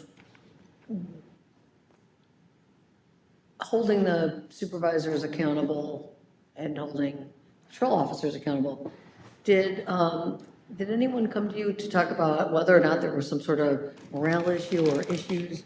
Let me step back. How were those directives received by the department? Apparently not well. I got numerous complaints, felt that they don't feel that my direction was correct. And they didn't like being held accountable. They felt that they should be able to do what they wanted to do. And what was your response to that? We have we have a responsibility to the residents. Did Mr. Sanchez have any involvement in expressing to you that there was a problem or a morale issue in the department because of this directive? He had mentioned in passing, when I would travel through the patrol area, that, morale was low, and I said, well, if they have ideas to make it better, come see me. And did he come with any ideas on how to make it better? I received no ideas on how to make it better. All I received was complaints about how Deputy Chief West talked to people, which I never received any grievances. I never understood what it meant by how he talked to people. He gave orders. He held people responsible. And those orders came from you? Came from me. Was there some issue about baseball caps? Right. The officers wanted baseball caps. They wanted baseball caps for years. I allowed them to get baseball caps because I thought it would help morale. Was there anything else that they brought to you that they wanted in order to help morale? Not that I remember.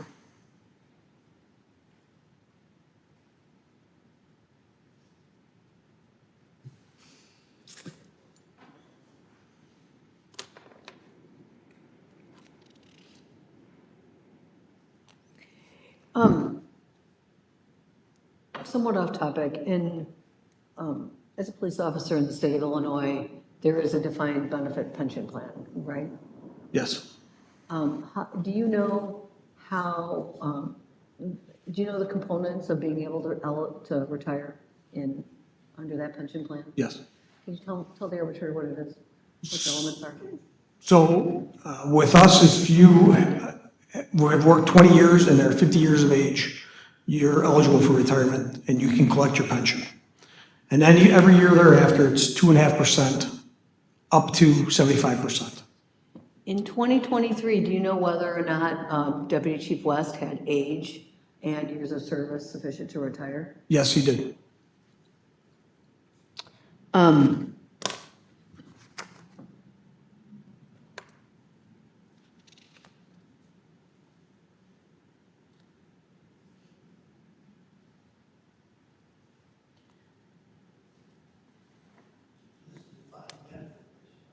Yes, Those are not that common anymore, huh? that's correct. The chart goes something like this. In terms of percentage. Yep. If you appointed Brian West to the position of deputy chief, could you have taken him out of that appointment? I could have. And you never did, correct? With cause, I could have taken him out, Okay. but I never did. And he currently holds that position today? Yes, he does. Um,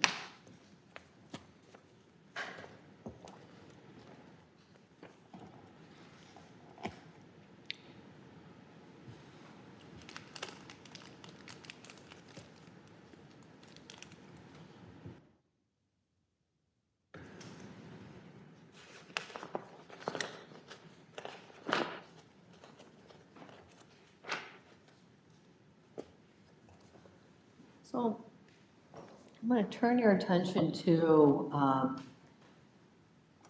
Village Exhibit 1, Exhibit 9, which is, it would be Bates page 642 on the bottom.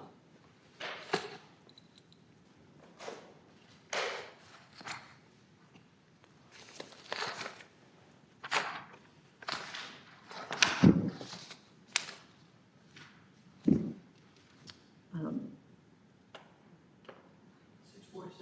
642.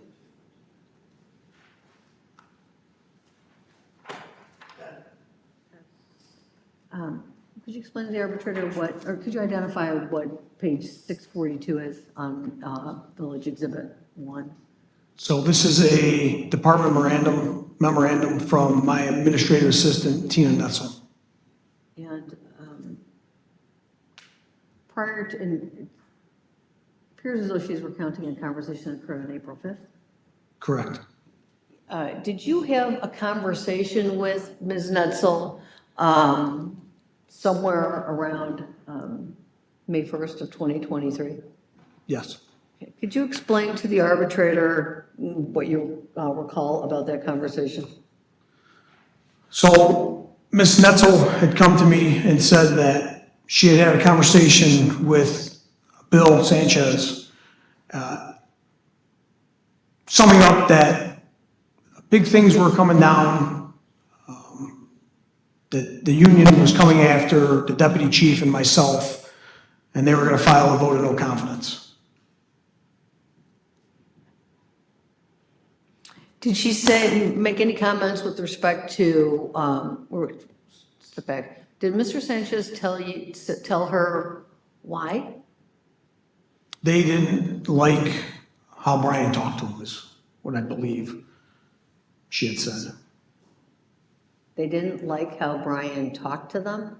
And I believe she had said something to the effect of, Brian, do you not like that he holds you accountable? And that's pretty much the conversation that I remember.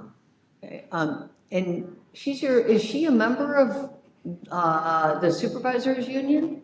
No, Did she explain to you why, well, did she tell you where this conversation occurred? I don't remember if she said that he was up in administration or she was back in traffic.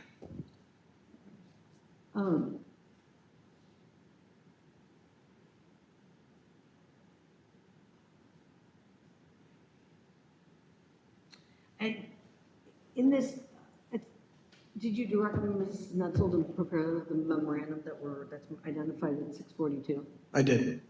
Can you take a look at that memo? Did she say that there was a vote of no confidence or that there was going to be a complaint against you?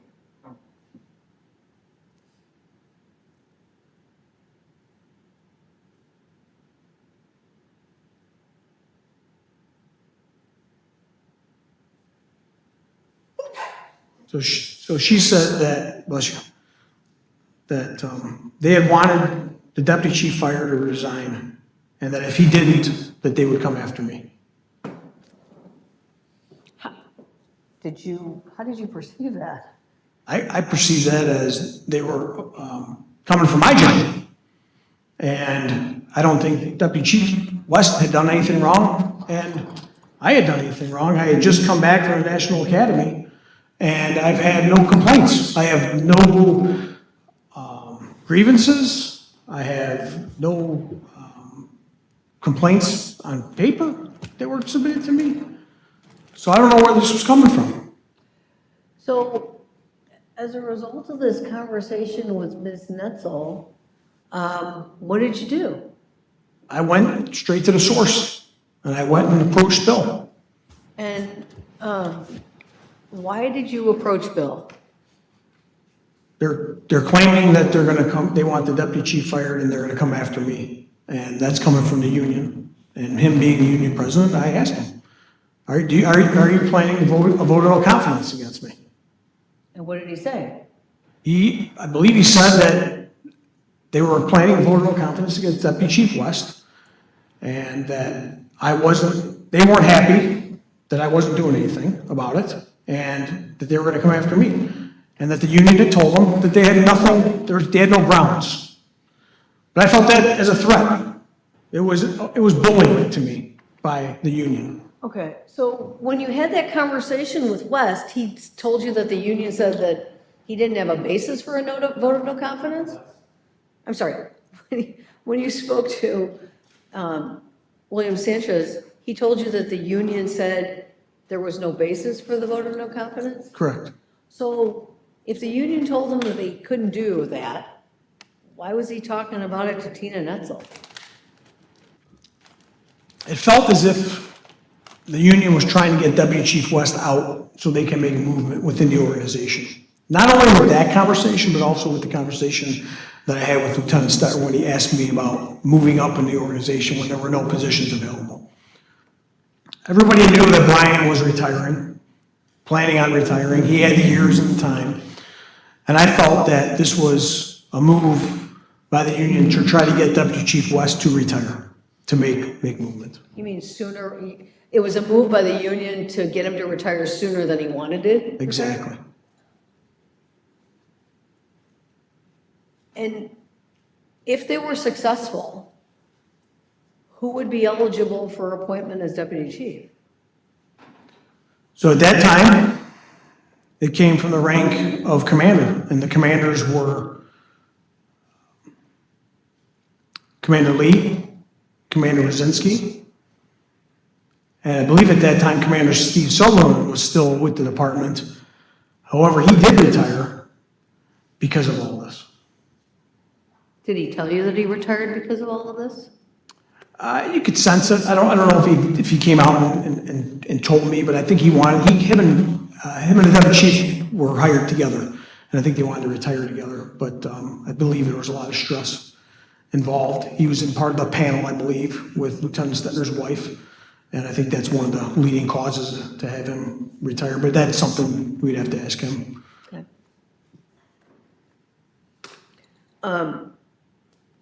And if Commander Lee or Commander Rosinski were promoted to the deputy chief rank, would that create room for Lieutenant Stetner? If Commander Rosinski was promoted to deputy chief, that would open up a commander of investigations, and that would open up the lieutenant of investigations, which is Commander Stetner, or Lieutenant Stetner. So when you talk to Mr. Sanchez, did he say he was going to put it in writing? How did he respond?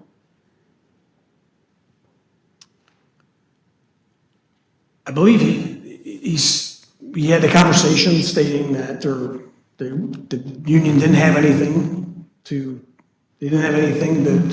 file. They didn't have any leg to stand on. And then they just continued to complain about deputy chief and the way he holds people accountable and how he talks to people. Was Mr. Sanchez bringing those complaints about holding people accountable to you?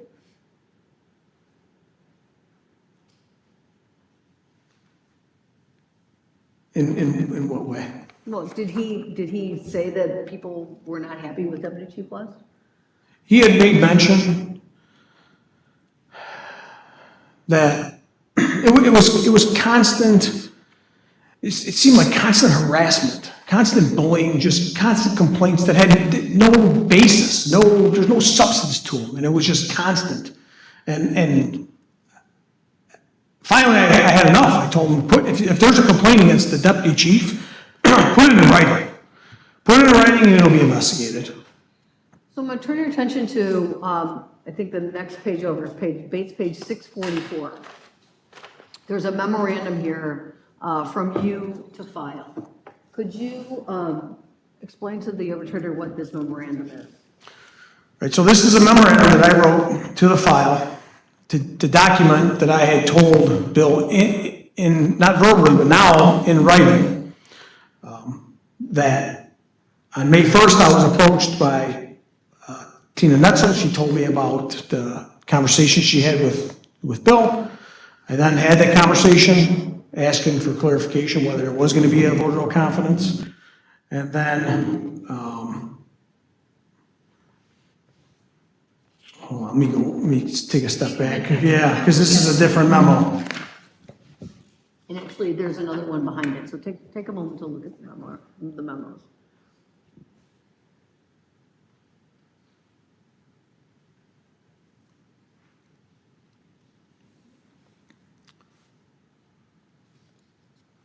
Okay.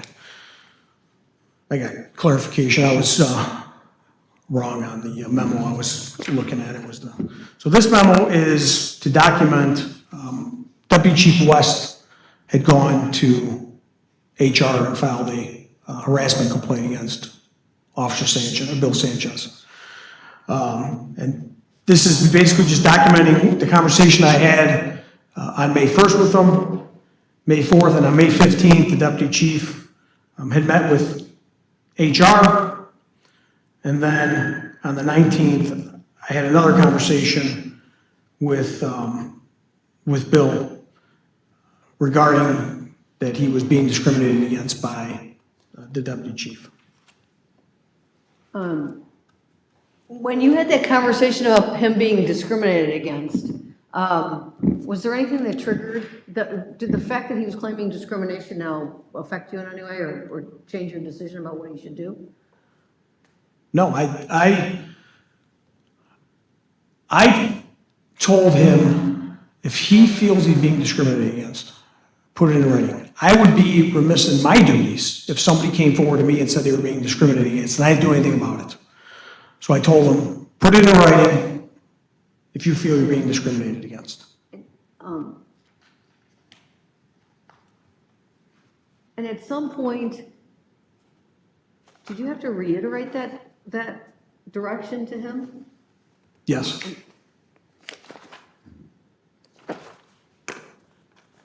Turn your attention to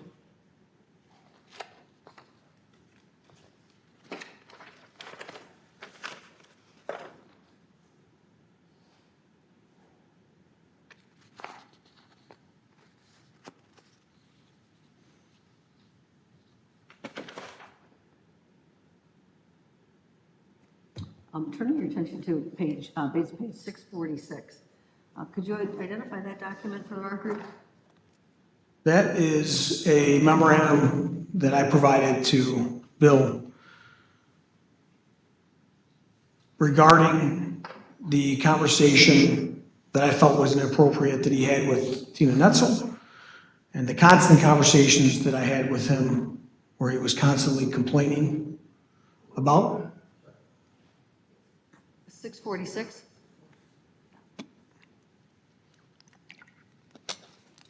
Constantly, I'm sorry, go ahead. Constantly complaining about the deputy chief and now claiming that he has a personal problem and that the deputy chief is discriminating against him. And this is written documentation telling him that if you feel you're being discriminated against, put it on paper. And you gave him this document that's identified as page 646 on May 19th of 2023? Correct. So flip back to page 644. It looks like Deputy Chief West had already been to Human Resources to complain about Bill Sanchez's conduct. He had. So it was Deputy Chief West that complained first about Sanchez's conduct, not vice versa? Deputy Chief West filed his complaint first. Okay. How did you communicate or give that memo that's identified as page 646 to Bill Sanchez? I had called him up to my office and provided him with this document. And how did he react to the document? He was upset. He called me a liar, stating that the documents are all lies, and he stormed out of my office. What did he say he was lying about? What was untruthful about this memo? He didn't say what was untruthful. He just said, this is a lie, you know you're lying, and he stormed out. And this was after I had verbally told him to document his discrimination complaint. Is his removal from being the acting patrol division commander, does that have anything to do with being called a rat or a snake? No, Does it have anything to do with him being untrustworthy? no.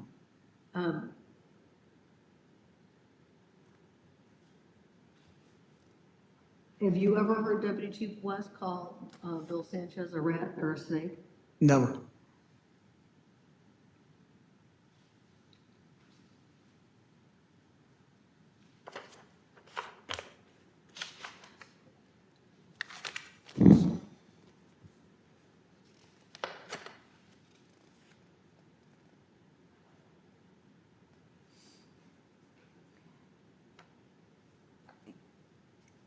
When you gave him that memorandum, do you recall what he said to you? I don't recall. Turn your attention to base page 649. Did you prepare the document that's marked as base page 649 in Village Exhibit 1? Yes. And did you prepare it on or about May 19th of 2023? Yes, I did. Sir, when you put the words in quotation marks here, it says, quote, "You don't want me to put it on paper," period, quote. Is that verbatim of what Mr. Sanchez said? Now, looking at this document, that is a quote from him at that time. And in your memorandum, when you put quotes around words, what is your intention in putting those quotations around those words? Just to document what he had said to me. It's a verbatim documentation? Yes.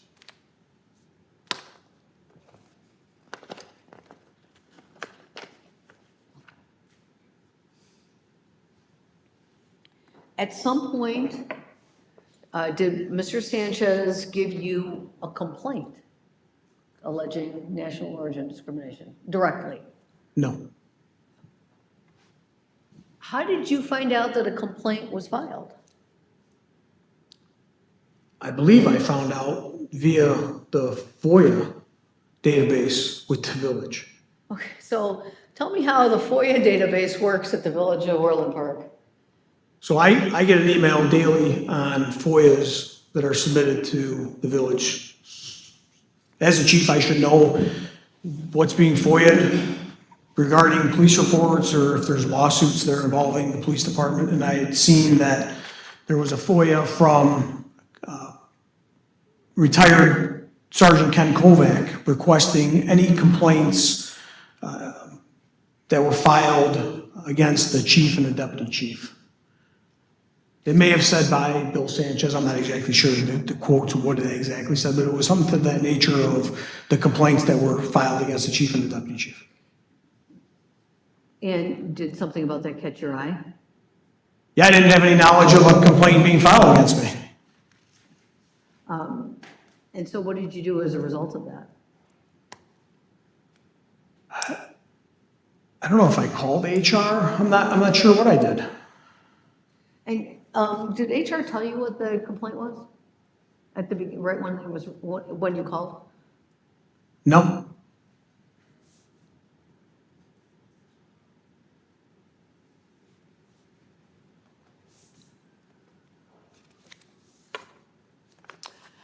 Do you think we could take a break at this point? Sure. That would be great. Do you mind?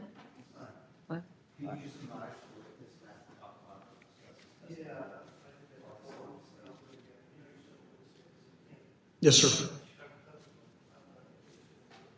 Yes, sir.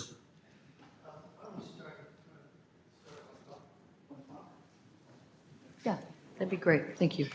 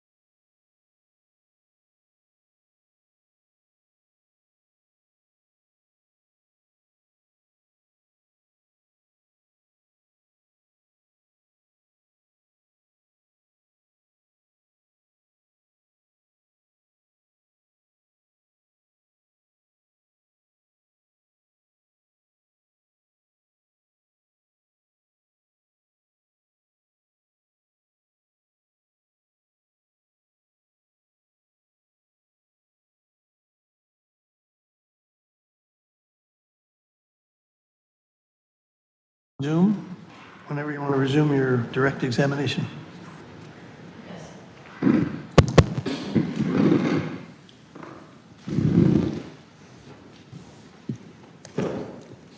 Thank you. Can you hear me?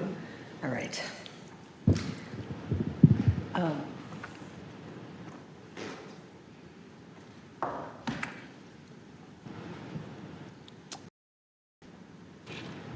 Chief Rossi, I want to turn your attention to a document we looked at earlier. It's Bates page 637.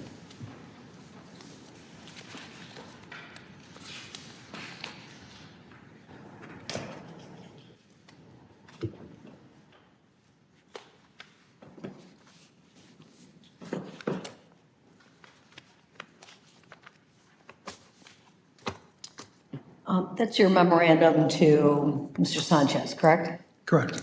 So the last line of that memo refers to spreading rumors and gossip about others, not being conducive to a healthy work environment. Why did you have that in your memo to Mr. Sanchez? I put that in there because at that time, during that time that I made the first comments to the commanders about holding their people accountable, there was constant gossip and rumors about taking the deputy chief out, taking the chief out. They're going at, Brian's getting fired. It was throughout the organization. And it seemed like it was something that he needed to know, that it's not good for the police department to spread rumors. Did you think it affected you operationally?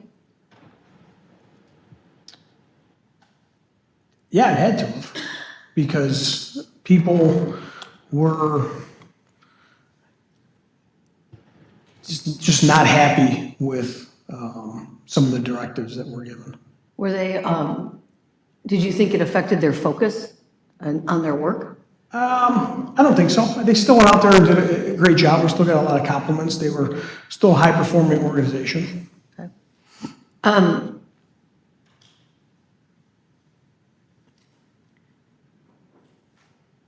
At the time, did you know what exactly Mr. Sanchez believed or how he had been treated differently as a result of his national origin?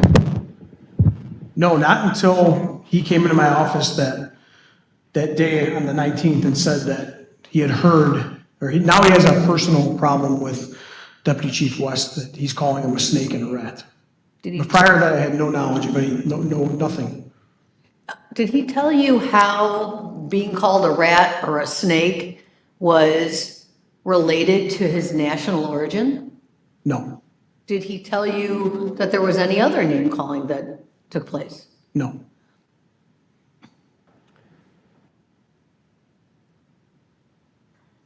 Did he tell you that he found the terms rat or snake to be offensive?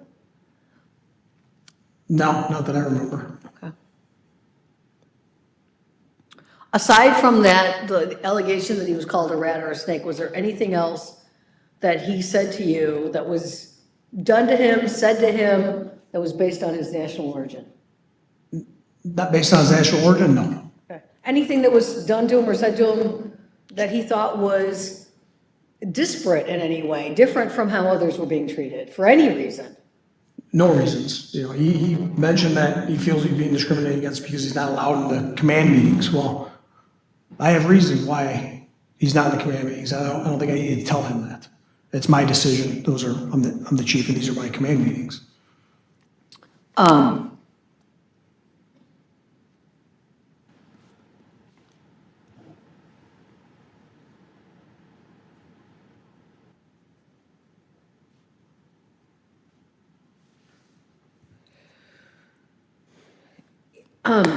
With respect to the police department administrative offices, did Mr. Sanchez, as the traffic unit supervisor, did he have an office somewhere near your office or the deputy chief's office? Nowhere near the administration. So tell me what who comprises the administration or the administrative area of the police department? Would be myself, the deputy chief, the commander of administration and technical services, the lieutenant of internal affairs, and then two, you have the training executive assistant, and then my executive assistant. Okay. And I think there's a printer up there, correct? Somewhere Correct. in that office? Yes. Okay. Do people come in and out to use that printer in the command staff, administrative offices? No, it's command staff that uses it. Why isn't it open to access to everybody in the department? It's a printer that I print to that has, that internal affairs prints to. It has documents, classified documents on there. Internal affairs, complaints, discipline, stuff that should only be up in administration. And is this a copier and a printer combined? Right, it's a copy printer. Okay. Had you noticed Mr. Sanchez coming in and out of the administrative offices more frequently in 2023, 2022, things like that?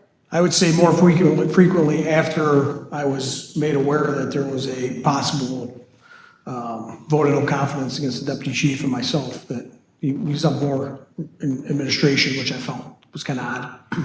Who, and I'm sorry, Lieutenant Stotner is in administration? No, he's in investigations. I'm sorry, in investigations. And, but was his office near yours? His office is relatively close, but not in the same area. You'd have to walk out of administration to get into investigations. Okay.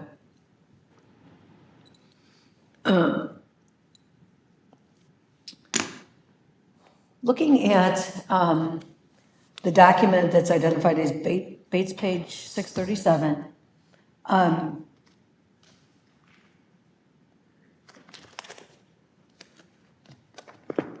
then turning your attention to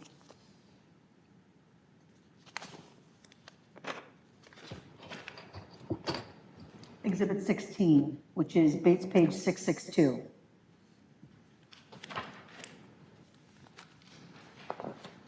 Yes.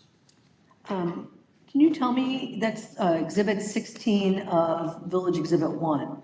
Can you tell me what those documents are that are attached as Exhibit 16? This is discipline issued by the police department. So it looks like the discipline that's issued, and correct me if I'm wrong, in Exhibit 16 identifies order of suspension or written reprimand, or identifies what kind of discipline's being issued. Correct.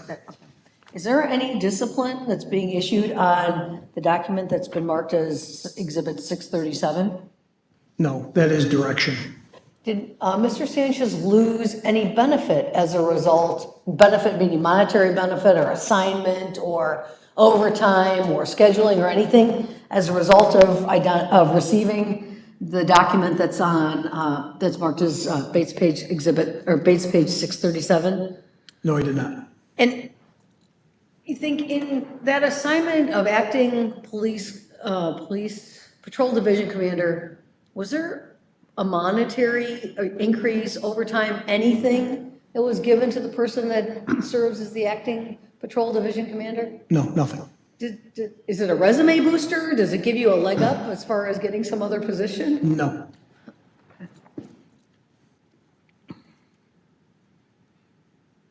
So is it fair to say that because Mr. Sanchez wasn't the acting patrol division commander, he simply didn't attend those meetings? Correct. Okay.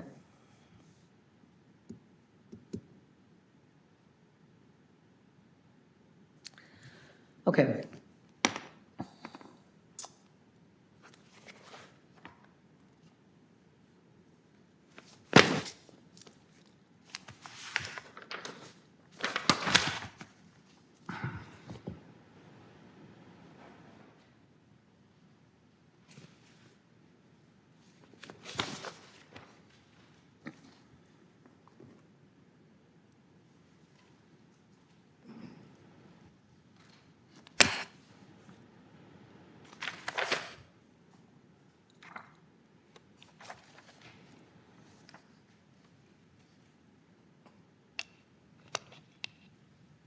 At some point in time, did you see the complaint that Mr. Sanchez filed with Human Resources?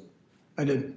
Could you turn your attention to Village Exhibit 1, Exhibit 1 of Village Exhibit 1, which would be on Bates page 609.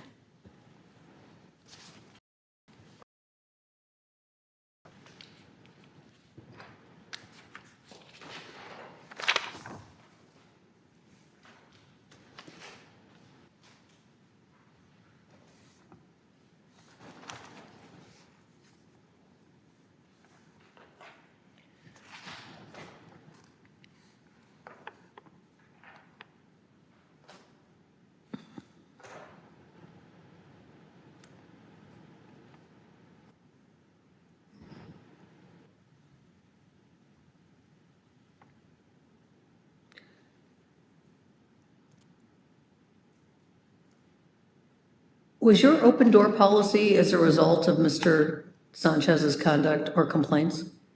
No, my open door policy was to get ideas to boost morale. And did it also, when did it start?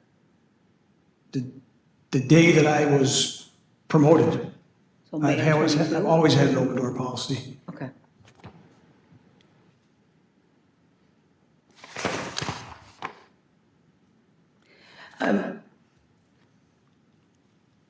In this complaint, Mr. Sanchez indicates that, that Deputy Chief West mistreats staff. Did you ever come to find out what that mistreatment was? No.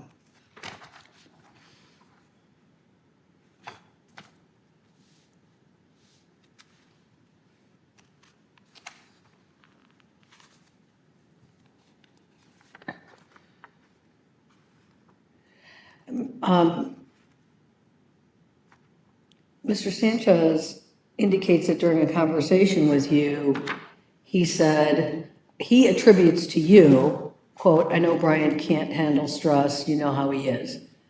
Did you make that statement to Mr. Sanchez? I don't remember making that statement. There's also a reference in here to, quote, "You guys only have to deal with him for 15 more months and then he's gone," period, quote. Did you make that statement to Mr. Sanchez? I did make that statement. And can you tell us the context of that statement?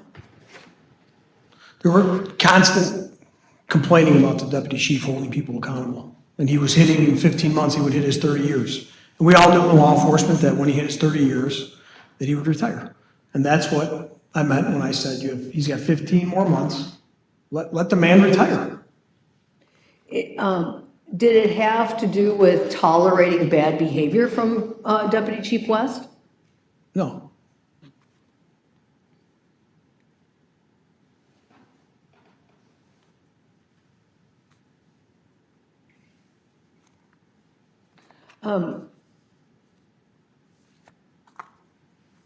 Did you ever tell Mr. Sanchez that the village loves Deputy Chief West? No.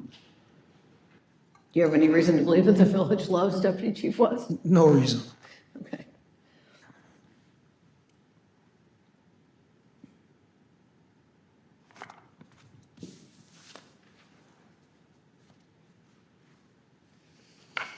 Were you involved at all in that incident with respect to, or I'm sorry, were you at all involved in the complaint Mr. Sanchez made with respect to scheduling when he was patrol in the traffic unit?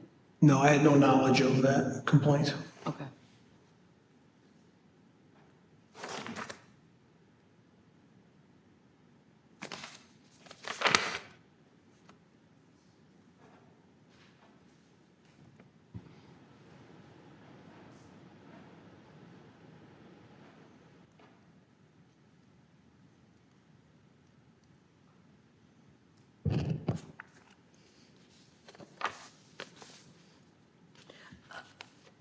Did Mr. Sanchez ever say to you, "I'm coming to you as the union representative, union president, and I'm presenting you a complaint from a particular individual against Deputy Chief West"? No, I never got specifics on that.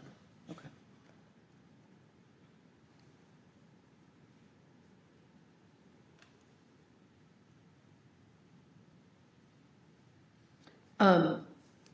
In his complaint, Mr. Sanchez indicates that there was, at some point, some sort of confrontation in the copy room in patrol.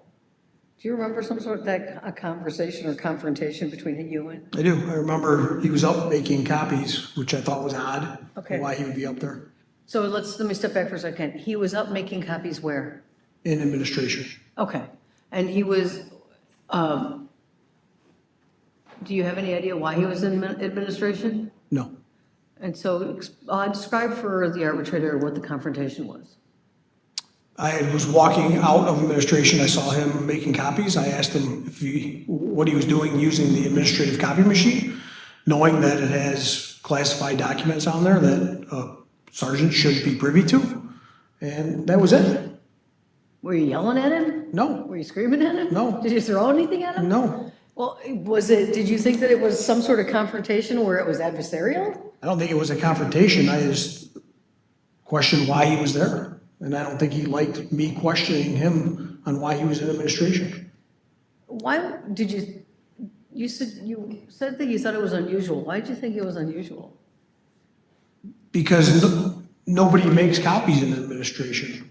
I don't know if it's different in other police department, but in ours, there's copy machines in patrol, there's copy machines in clerical, they're throughout the building, and nobody is up there making copies on a regular basis, or it was just odd to see him up there making copies after a threat, like I said, of taking out the deputy chief and chief. It seemed as if he was looking for information.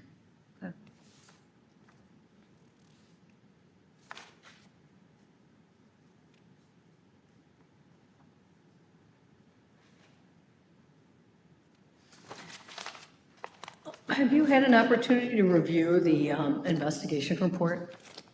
I did.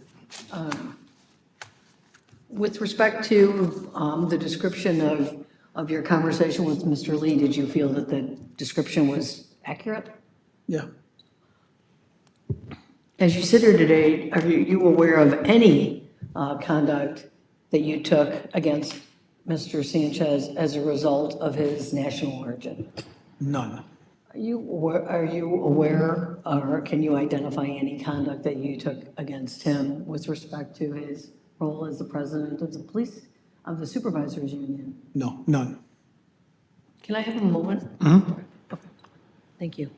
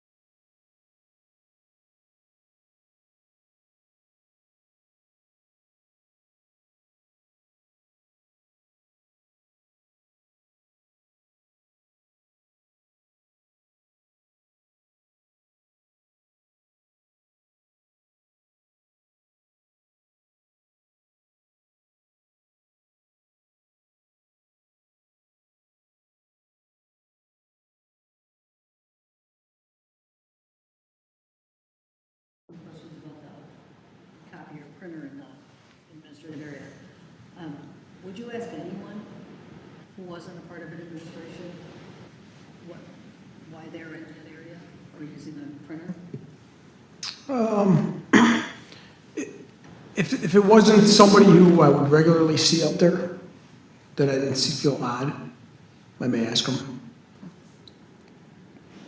And you testified earlier that you went to the academy with William Sanchez, correct? Yes. Do you have any reason to believe there may be some animosity or jealousy as you've been promoted far above where he has been promoted? I didn't hear, sir. I'm sorry. I'm going to object. That requires speculation. He doesn't know what's in Bill's mind. You're asking him to speculate as to what somebody else holds in their mind. That's speculation. Yeah, I think he's right about that. It's speculation. On the other hand, though, I think I've weighed this testimony for what it's worth, so you can go ahead and answer the question. I think there's a little bit of jealousy there, that we both started the academy and spent almost the same amount of time at the Orland Park Police Department together.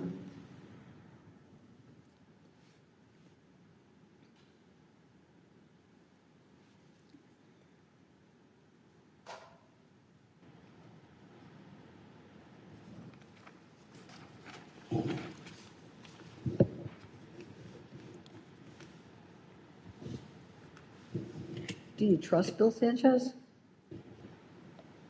I had no reason not to trust him until I see this 7-page document that words are taken out of context, and I've never, ever discriminated against him or anybody. And that's what upsets me. Do you feel that the complaint is truthful? No. There, in this investigation, there's been some comments about Mr. Sanchez's nickname. Are you aware of a nickname that he has? I'm aware of it, never called him that, never in the academy, never throughout our 20 years of working together, ever. It's degrading, and I don't think it's right. And are we talking about the nickname of Dirt or Dirty Sanchez? Yes. Do you know who calls him that? His so-called friends. Would that be Lieutenant Stotner? Yes. Are you aware or familiar with the text message that Mr. Sanchez sent calling somebody else a snake and untrustworthy? No.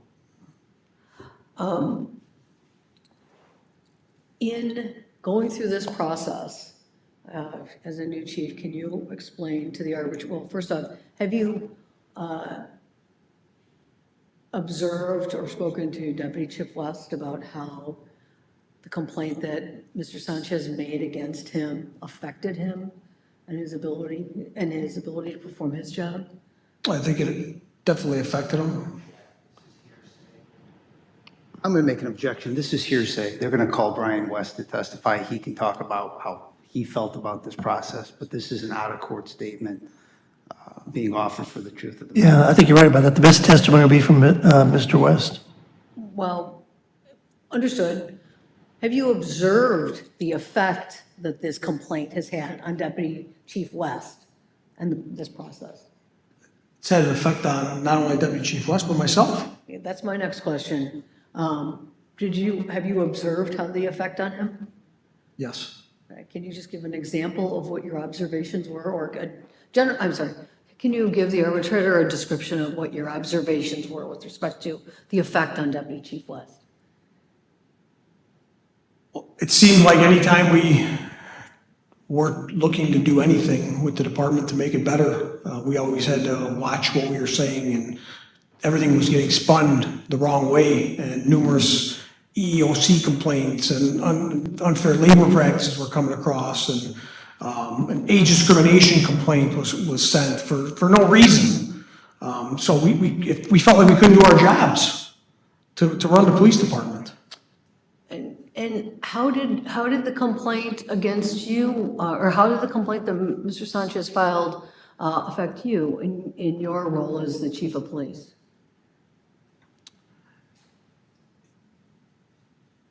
question my integrity. I've never, ever discriminated against somebody, and this is put in the newspaper. My parents saw it, my in-laws saw it, my relatives saw it, and it's not me, it's a total lie. It's a total lie. Did it cause you concern with respect to being a new chief in a new role and trying to maybe make changes in the department? Yeah, I was trying to make the department better. I'd been there 18 years, and all of a sudden, I'm getting attacked, and they're going after my job. And it seemed like every way I turned that I was questioning whether am I going to have a job tomorrow. But I know I didn't do anything wrong. I know in my heart that I did not discriminate against this man. Never.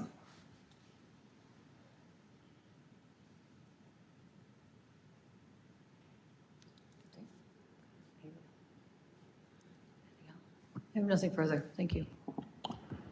So what I usually do would offer you an opportunity to have a few minutes to gather your thoughts, or you can start right into cross-examination if you're ready. No, I'm ready to start. Okay? Thanks, Mr. Arbitrator. Sure. Good afternoon, Chief. Good afternoon. Chief, you testified on direct examination that you never told Sanchez that he would be promoted to lieutenant. Do you recall that testimony? Yes. Okay. In fact, you said you never had any conversation with him about being a lieutenant. Do you recall that testimony? About being promoted to lieutenant. That's correct. You recall that? That he would never be promoted to lieutenant. Correct. You testified that you never had any conversations with Sanchez about being promoted to a lieutenant, correct? The conversation that I had with Sergeant Sanchez was when he was promoted to Not sergeant. the question I asked. Do you recall testifying to that on direct examination? Yes. Okay. And Chief, you understand that you're under oath today, correct? Yes. You have an obligation to tell the truth? Yes. Okay. And previous to today, you were interviewed by Jimmy Lee, were you not? Yes. Okay. And that was a tape-recorded interview, fair? Yes. Okay. And during that interview, Jimmy Lee asked you questions, correct? Yes. You provided answers. Yes. And one of the questions Jimmy Lee asked you was about a conversation that you had with Bill Sanchez about him going to the position of lieutenant. Do you recall that? No. Okay. Do you recall answering the question? Now, I did say to him that in the future, it may be a lieutenant position. You're going in as a sergeant. I may have said that. He got misconstrued that he thought he was going in as a lieutenant. Do you recall providing that answer to Jimmy Lee? That was a conversation. Hang on. Wait a minute. I'm going to object because I don't have the audio. I'm asking him if he recalls providing that answer. If he recalls providing that answer? Yes. And you were assuming that it's an accurate answer? I don't have. Oh, don't worry, we'll play it. Do you recall providing that answer?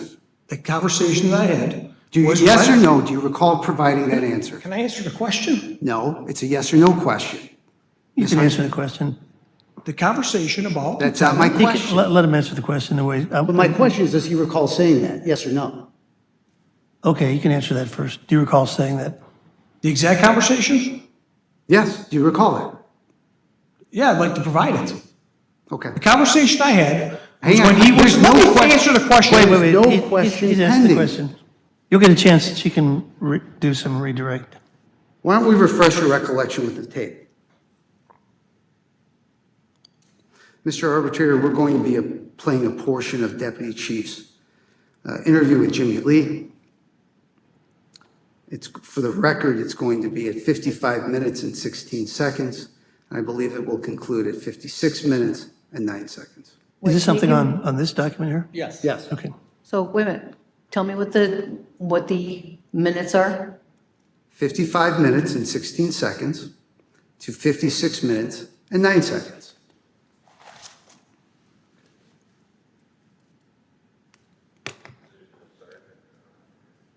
It's hard to hear. Told he's going to be assigned his traffic position as a sergeant was out there. So when Sanchez was told he's going to be assigned this traffic division supervisor position, you never told him he's going to be a lieutenant. No. And No. I didn't tell him that he was going to be a lieutenant when he was assigned that position. And that was a phone conversation. It was a phone conversation because Lieutenant Garcia retired in traffic. Sanchez was in traffic as an officer. He was in patrol as a sergeant. It only made sense to me that I would put somebody who had experience in traffic as a traffic sergeant. Now, did I say to him that in the future, it may be a lieutenant position, you're going to get as a sergeant? May I have said that, and he got misconstrued that he thought he was going as lieutenant? Is that supposed to be impeachment testimony? I would object as that is improper impeachment Well, testimony. It's not, assuming it's you're not gonna say improper. it's impeaching, which it's not. He said he never said it, and now He said that, he said he never had a conversation. Look, we can save arguments. I'm not going to argue with you. well, wait a minute. I think the testimony speaks for itself. Go ahead, what do you want to say? I'm asserting an objection for the record that it's improper impeachment because it's not impeaching what he just testified to. Well, We disagree. Okay, Okay. it's in the record. I'll take notice of it. And Deputy Chief, I'm sorry, Chief Rossi, I didn't mean to demote you. That was not intentional. Can you turn to Bait Stamp 537 of the Gold Shield report in Ms. Heitzman's book? 537, Correct. okay.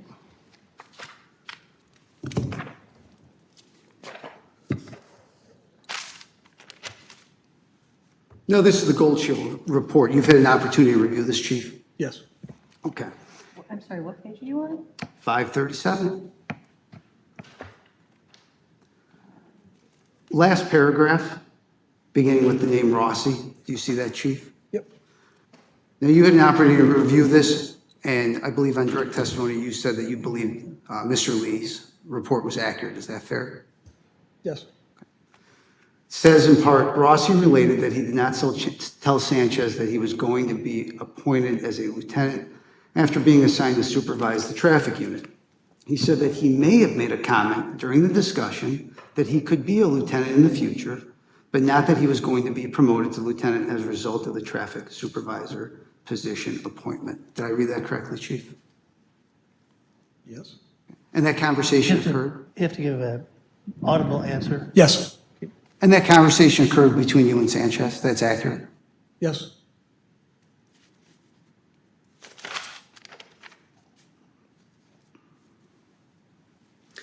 Now, Chief, you had talked a little bit about there were rumors throughout the organization. Is that fair? Yes. Okay. And that people were not happy. You said that as well. Yes. Can you tell me everybody who came to you and complained about Deputy Chief West?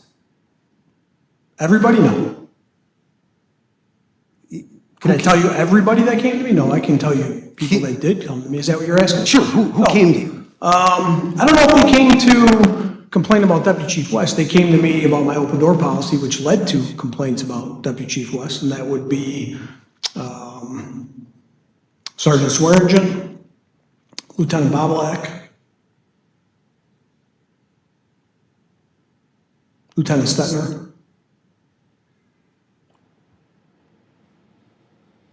I believe that's it. Did Sergeant Kerry Kelly come to you? And Sergeant Kerry Kelly. And you talked a little bit about this rumor about a vote of no confidence, correct? Correct. And you had a conversation with Bill about that, in which he confirmed that there were in fact discussions about a vote of no confidence, correct? Correct. And you would agree that the union, should it choose to, can engage in a vote of no confidence against a chief or a deputy chief, correct? With cause. I don't think you could just go to a chief and deputy chief and say, we're going to file a vote of no confidence, because to me, that's bullying. And if there's no substance to it and no reason, then no, I don't think a union should be able to do that. So That's what you asked me. So as you sit here today, is it your testimony that that is not concerted, protected union activity? Objection that calls for a legal conclusion. I'm asking him his What understanding. did, I'm sorry, we're having a hard time here. What was the objection? I said, objection calls for a legal conclusion as to whether that's protected concerted activity. Yeah, you don't have to give a legal conclusion because you're not a lawyer, but you can, he wants to, ask him the question again. I think it makes sense. is it your understanding that the union can engage in that activity, should it choose to? I'm going to object is, again, legal conclusion and vague, I'm asking him his understanding. as to whether they can engage in a vote of no confidence or not. Do you believe it violates your general orders for the union to engage in a vote of no confidence, Chief? I've never had an experience with a vote of no confidence.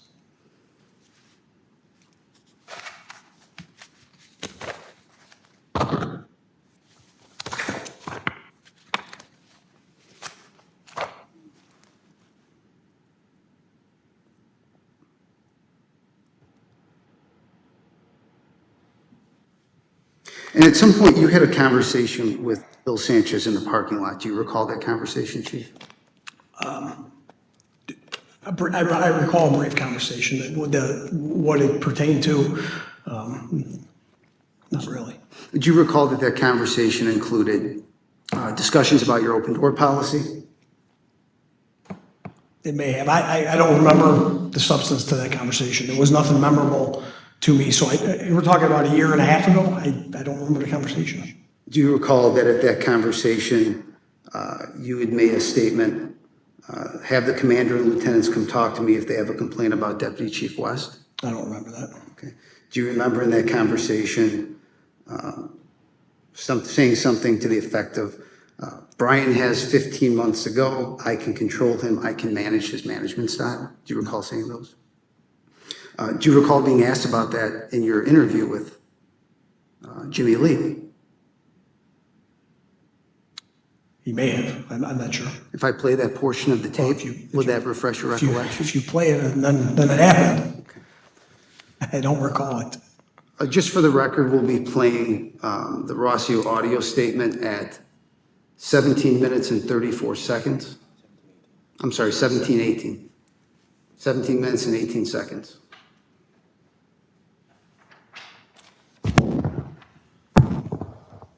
What's the what? G1.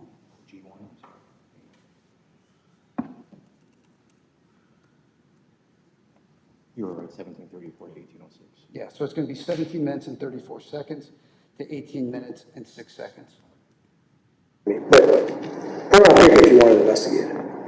Okay, so, and he said you guys had a parking lot, a conversation in the parking lot, the next day you had a conversation in the building and said, we got this open door policy, have the commanders and lieutenants come talk to me if they have a complaint about the deputy chief. One of the things he said was, hey, Brian's got 15 months to go, I can control him, I can, manage his management style. You ever make a comment like that to Sanchez? Yes. So, You answered yes to that question. Is that correct, Chief? Objection, I think that mischaracterizes the recording. The recording speaks for itself. He said yes to that question. I don't think he was answering the question, but if you. I understand Ms. Heitzelman doesn't like, No, it has nothing to do with whether I like it or not. but he asked him, did you say these things? And the chief responded, yes. I heard him say yes. I'll listen to it.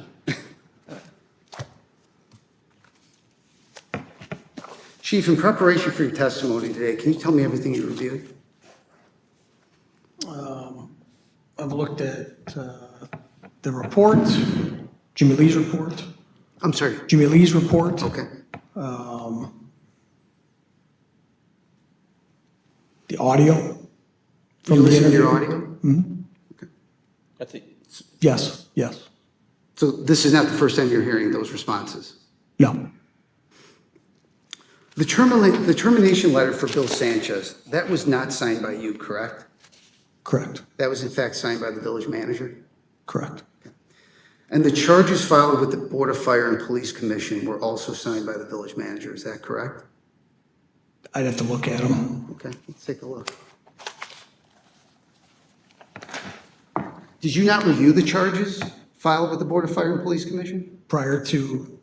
Immediately prior Prior to, to I've today? seen them in the past, but not recently. I believe.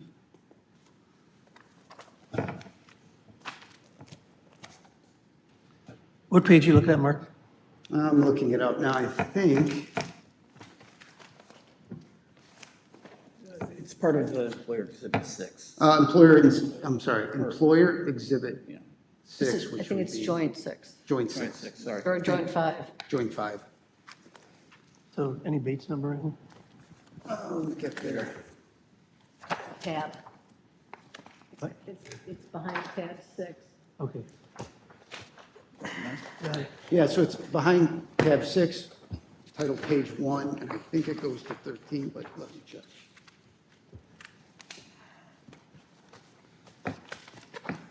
Goes to page 16 for the complaint. Directing your attention, Chief, to page 16 of that complaint. That's not your signature, correct? Page 16, he wants to know if that's your signature? I'm trying to find it, Mark. Oh, I'm sorry. So, It says George Casquara. let me ask him my questions, is that? No, that's not my signature. Correct. You didn't sign this charging document, correct? No, Okay. Who put Bill Sanchez on paid administrative leave? not me.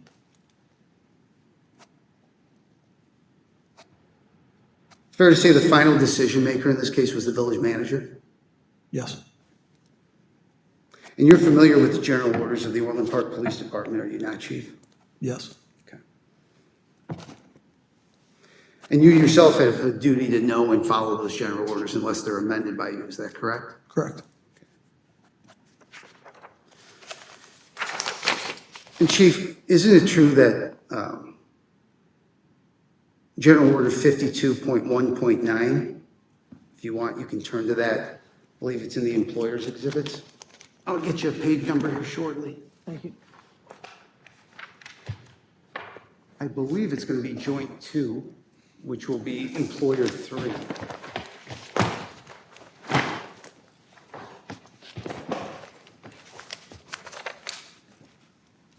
So we're looking at 52.1.9, relieving an employee from duty. Correct, I think. Yes, it's going to be General Order 52-1.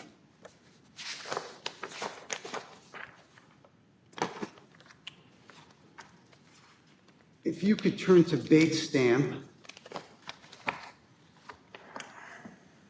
it's going to be 00007. By the page numbers of the document, it'll be page 6 of 11. Chief, if you look under section 52.1.9, relieving an employee from duty, are you familiar with this section? Yes, Under section A, it says authority of the chief of police, is that correct? correct. Under the next paragraph says, the chief of police, at his direction, may place an employee on administrative leave with pay wherever it appears that such actions are in the best interest of the department. Did I read that correctly? Yes, Nowhere in this general order does it say that the village manager is empowered to put a police officer on paid administrative leave. Is that correct, chief? in general order, correct.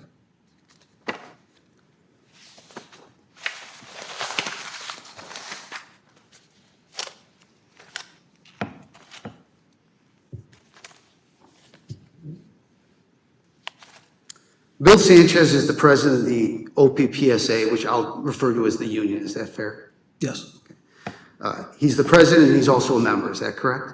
yes, Okay.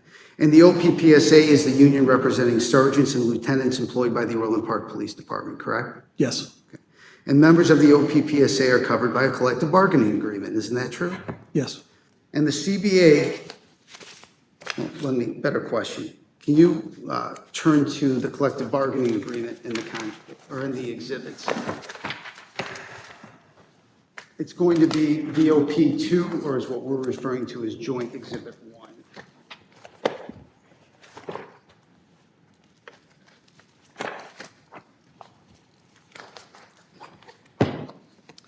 If you could look on what's page date stamp 00061, specifically section 19.2. I'm sorry. Yes, section 19.2. You would agree with me that the CBA places you would agree with me that the CBA permits termination only for just cause. That's what's stated in that section, correct, Chief? Correct. And if I could direct your attention to section 19.3 under pre-disciplinary meetings. It says, once a tentative decision to impose or recommend a demotion, suspension without pay, or a discharge is reached by the chief of police, prior to implementing the intended disciplinary action, the chief or his designee shall notify the association and meet with the employees involved. And then it goes on to talk about a pre-disciplinary meeting. Is that fair? Yes. Nowhere in section 19.3 does it say that the village manager is empowered to fire a police officer or a sergeant or lieutenant covered under the CBA, correct? Objection calls for speculation and legal conclusion with respect to interpretation of the collective bargaining agreement as well as the other. Do the words village manager appear in this paragraph anywhere, Chief? You can answer that question. No.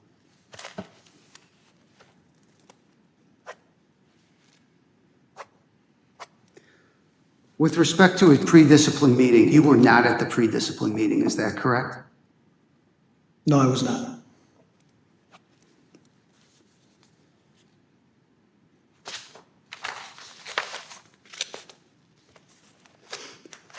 Chief, you talked a little bit about your career.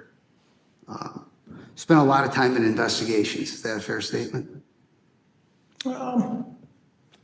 Spent some time, about the same amount of time I spent in patrol.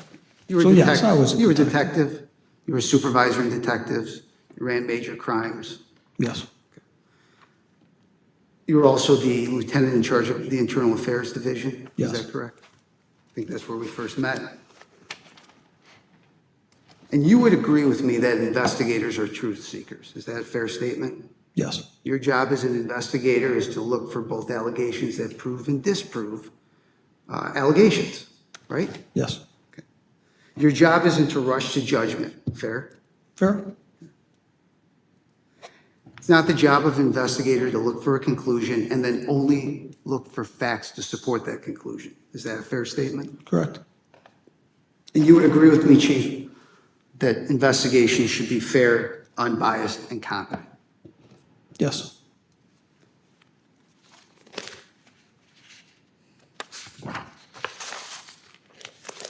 Now, in this particular instance, the police department did not conduct the investigation into Bill Sanchez, correct?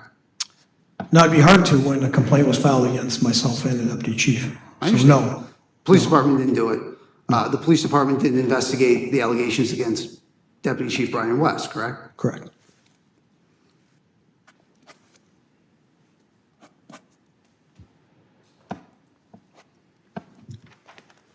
And just so we're clear, when you were interviewed by investigator Jimmy Lee, you gave truthful and accurate answers to the best of your ability. Is that correct? To the best of my recollection, yes. At no point have you ever written Jimmy Lee a letter, an email, or any correspondence asking him to correct anything in his report. Is that correct? No, correct. Prior to your interview with Jimmy Lee, did you have any unrecorded conversations with Jimmy Lee? I don't think so.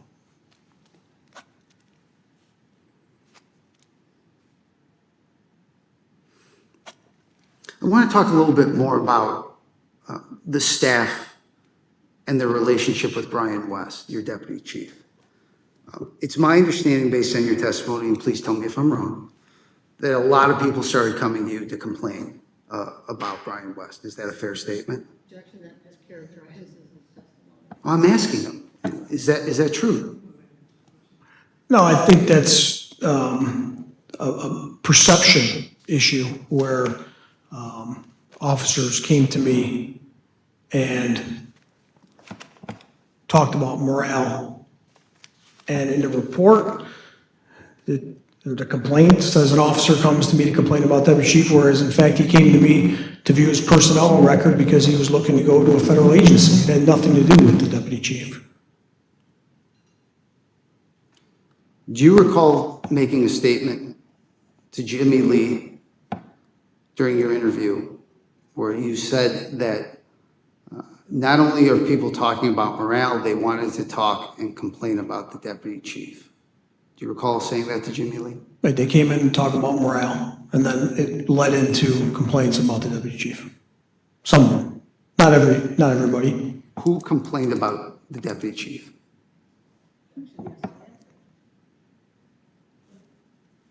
You can answer. Sergeant Kerry Kelly Vallon, Stetner, Bob Black, Swearingen. Those are the ones I remember. Okay, fair enough. And isn't it true you in fact told people that if they have a complaint about the deputy chief, they can talk to you about it? But if they wanted it investigated, they had to put it in writing. Is that a fair statement? No, that's not a fair statement.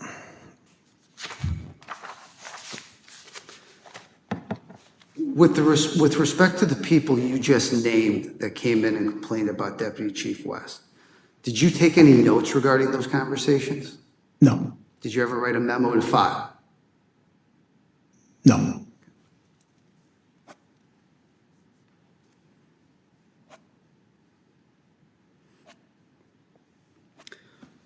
Now, I want to talk about your interactions with Bill Sanchez prior to May 19th. Prior to May 19th, Bill Sanchez was relating other complaints to you about the deputy chief, not any complaints that he personally had. Is that fair? That's fair. And he was doing so because he was the union president. Is that fair? I would imagine.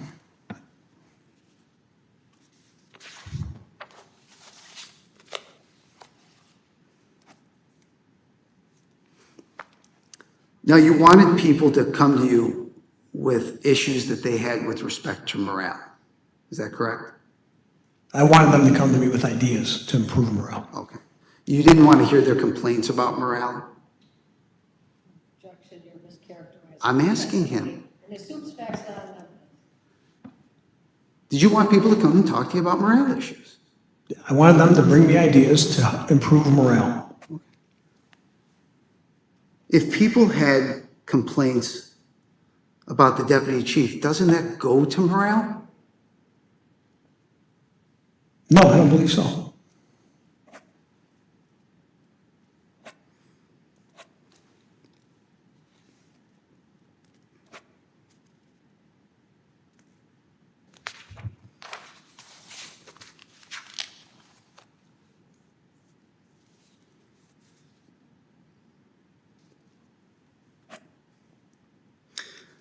And during one of your conversations with Sanchez, there was discussion about a vote of no confidence. Isn't that correct? Yes. I believe you asked him about, is it fair to say you asked him about the rumor about the vote of no confidence? Correct. And Bill responded by saying something to the effect of, it's not a rumor, it's actually being discussed. Is that true? I think what he said was we went to MAP, and MAP said we had no grounds for a vote of no confidence. And the vote of no confidence at that time, was it your understanding that it was directed towards Deputy Chief West and not you? Directed toward Deputy Chief West, but threats were made that it would result in mine also if nothing was done, What threats were made? that they would go after my job. Who's they? I would assume the union, personnel. So Bill never threatened you? It No. was, I'm sorry? No,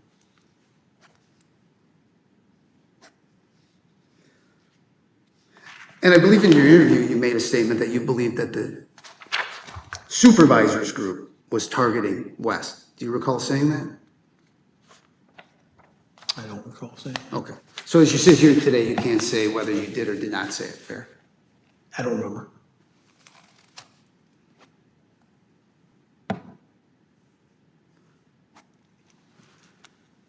And despite receiving complaints from the people you just identified a few moments ago about West, you never opened up an internal affairs investigation on the deputy chief, is that correct? The complaints were not legitimate complaints that were brought to me. They were complaints that were brought up 5 years prior when I was not even in that position. I understand, And more- Chief, I understand you want to explain your, my question's simple. Yes or no, you never opened up a IA file on. No, I did not Deputy open Chief up an West. IA. And you would agree with me that Deputy Chief West is subject to the same general orders, policies, and procedures that all your other officers are subjected to? Yes.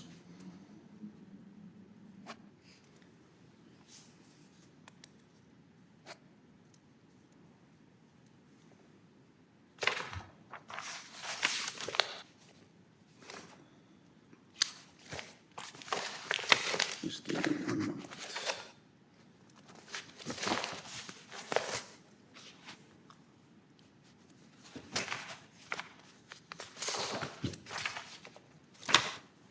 I want to talk a little bit about the May 19th meeting you had with Bill Sanchez. You wrote a memo to file that day, is that correct, Chief? Yes. Okay. And to summarize it, there were really 3 things that you identified that Sanchez complained about. Do you recall that? Can I look at it? Certainly.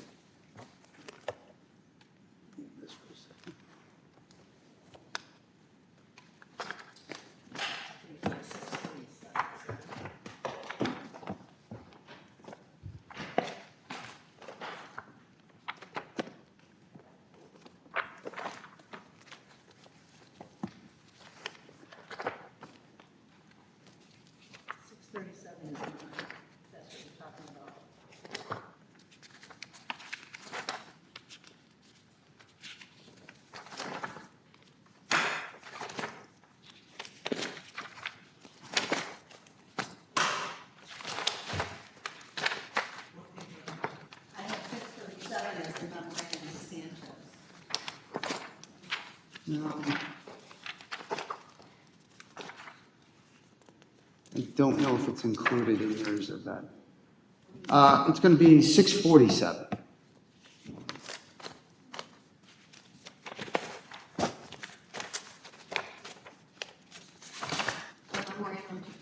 Yes. So Chief, do you recognize this? Yes. Okay.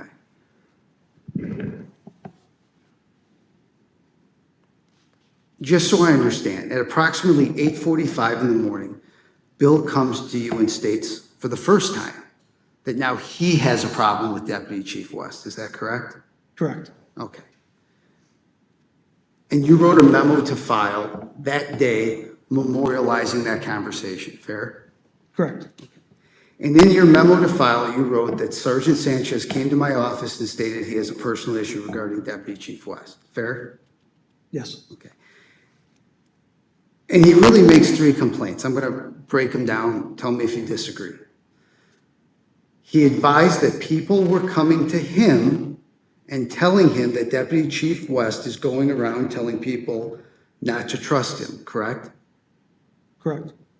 He advised that people are coming around and telling him being Bill Sanchez, that Deputy Chief is calling him a snake to other people, correct? Correct. And his 3rd complaint is he also advised that people told him that the reason he is not in the command staff meetings on Monday mornings and Friday afternoons while the commander is away are those aforementioned reasons. Is that fair? Yes. And Chief, when Sanchez was directed not to come to those meetings anymore, you never told him why he was not permitted to go to those meetings, correct? No. You didn't feel it necessary to tell him, fair? Correct.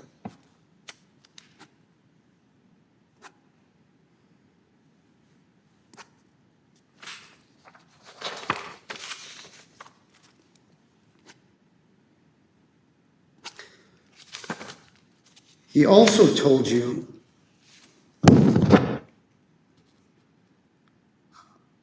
that people could substantiate these things when he said these people are willing to be deposed. Is that correct? Correct.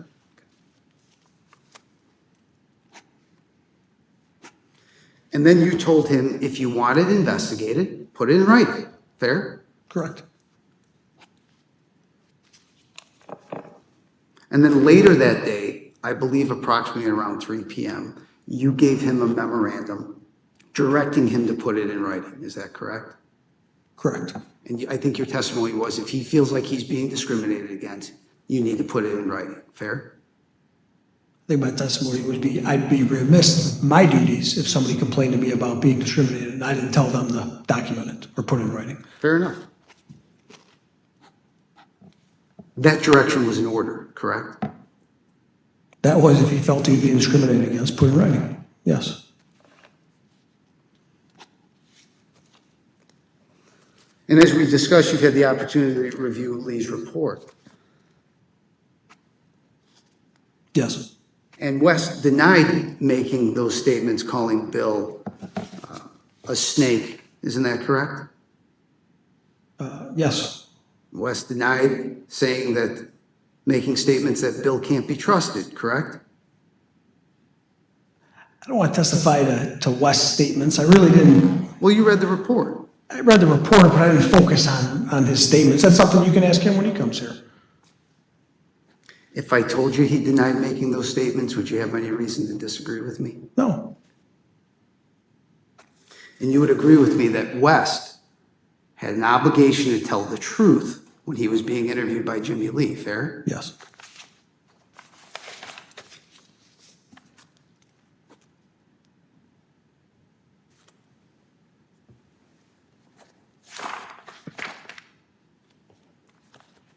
Let's take a look at Jimmy Lee's report.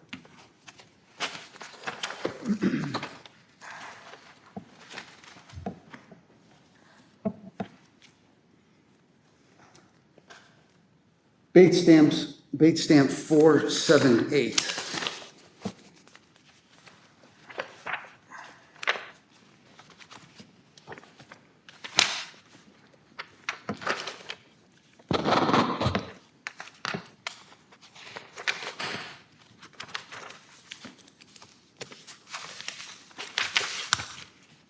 Third paragraph down, last sentence. This is a paragraph in which Jimmy Lee is summarizing his interview with Lieutenant Stetner. Is that a fair, accurate depiction?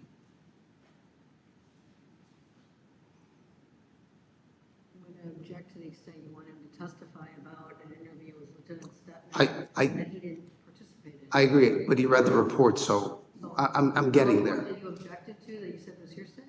Which the arbitrator said he's going to admit and determine what weight to give.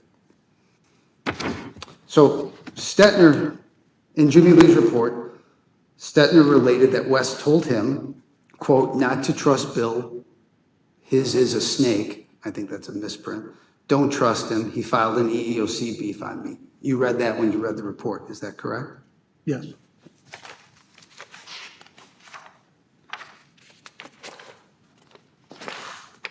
On page 479 of the report,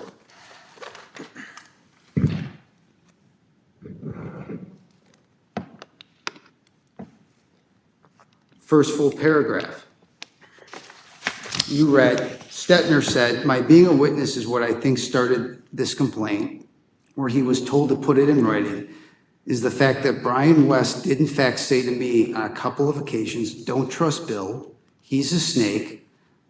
He filed an EEOC beef on me. I had to hire an attorney. I lost sleep. It was horrible. You recall reading that, correct? That's in the report that you read? Yes. Okay.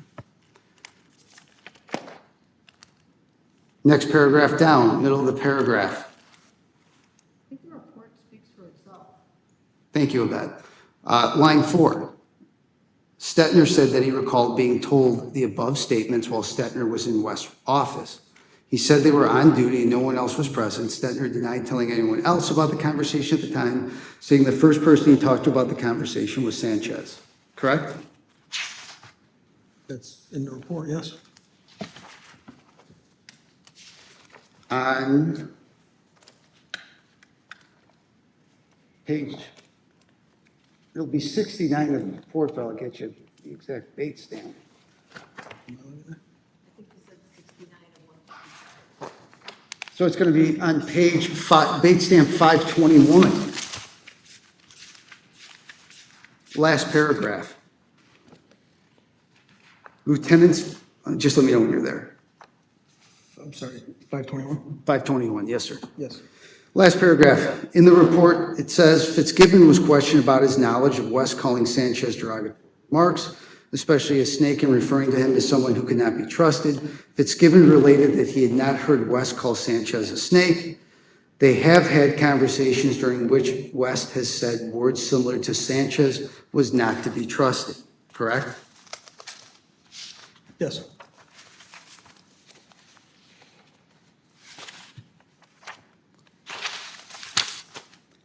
You also read in the report that Lieutenant Boblak said he had with Deputy Chief West, in which West told him that Bill couldn't be trusted and Bill was a snake. Isn't that true? Correct.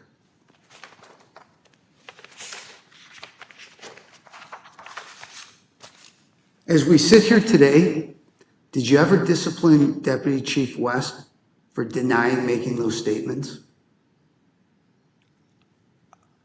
No, he's never disciplined because, That answers my question. So as we sit here today, Deputy Chief West has received no discipline, correct? correct.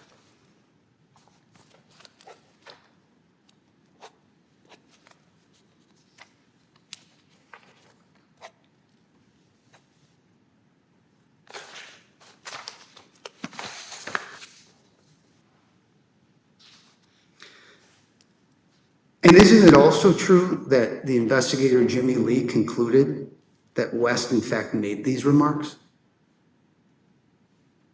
I don't know if he did, if that's in his conclusion or not. Let me direct your attention.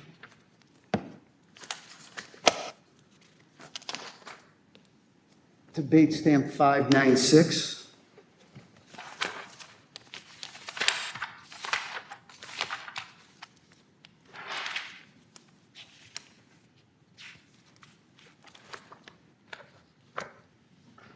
Based on the context and timing, I'm sorry, it's going to be the third full paragraph down.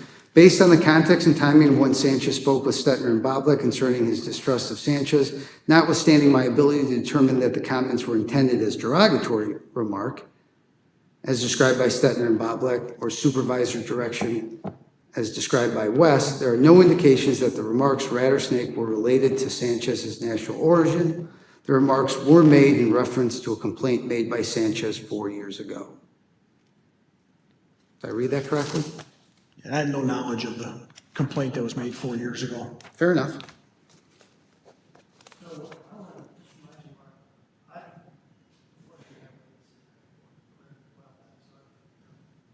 I'll speed it up. Fair enough.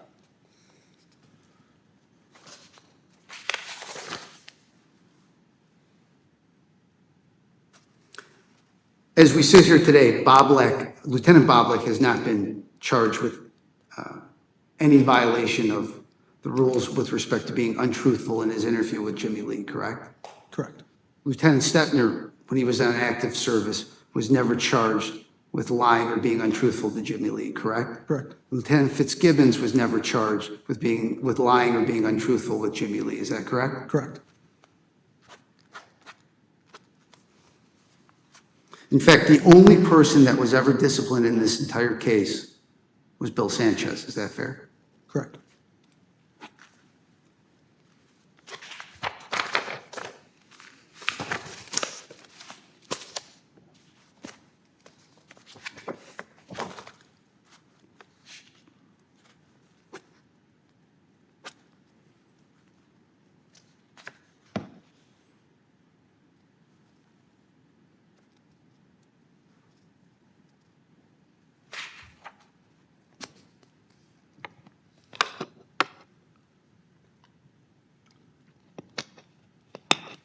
Now, after having a conversation with Bill that morning of the 19th, May 19th, you had him come back to your office, correct? Correct. 3 o'clock in the afternoon, you gave him a memo directing him to put his complaints in writing. Correct.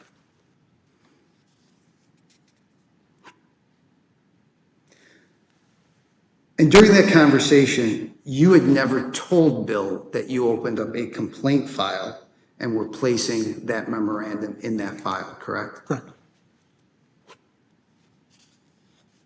And you issued him this, that memorandum the same day he tried to make a verbal complaint that morning, correct?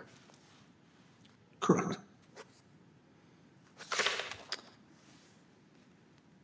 Did you meet with Bill in your office? Yes. Was anyone else there? No. Was the door open or closed? Closed. Fair to say it was a private meeting? Yes. Sanchez was on duty when you gave him the memo? Yes.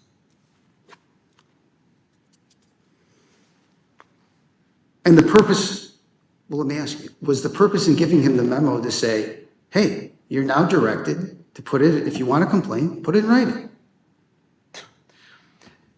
In so many words, the purpose was to show him that you've said you're being discriminated against. I'm acknowledging and telling you, put it in writing. I don't want you to come back later and say, I told the chief this, and the chief didn't do anything about my discrimination complaint. Give me your discrimination complaint in writing.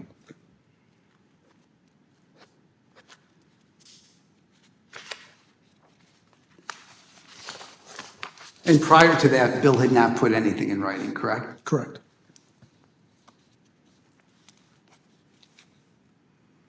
You would agree with me that the Orland Park Police Department, by policy and practice, embraces the notion of progressive discipline, is that correct? Correct. It's in your general orders, isn't it? Yeah, I believe so. It's in the personnel policy manual, isn't it? I think it's in the general orders. It's also in the employee handbook, correct? I'm not sure.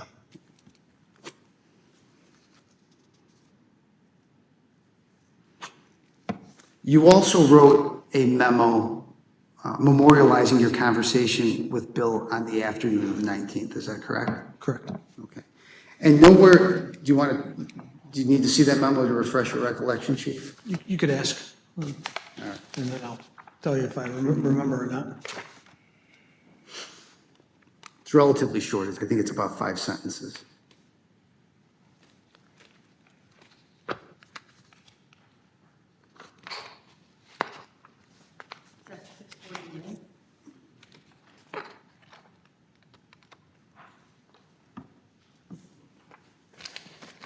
Yep. Date stamp 649. This is a true and accurate representation of the discussion you had between you and Bill Sanchez, and this memorializes that discussion? Yes. Okay. Is there anything you left out of this memo? I didn't record it, so I don't have exactly what I said to him, but it's a summary of Fair. the conversation. It was a pretty brief conversation you had with Bill. It wasn't protracted. Fair? Fair.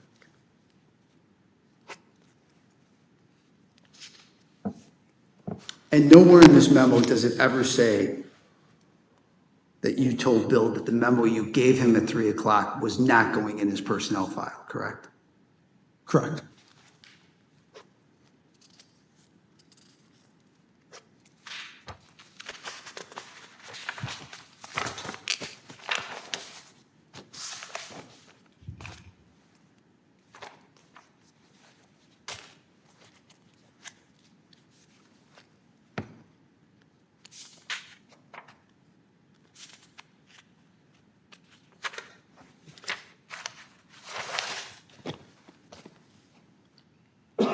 When Deputy Chief West was the patrol commander, did you ever move his office?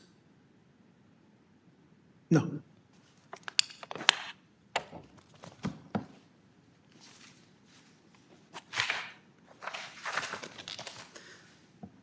No.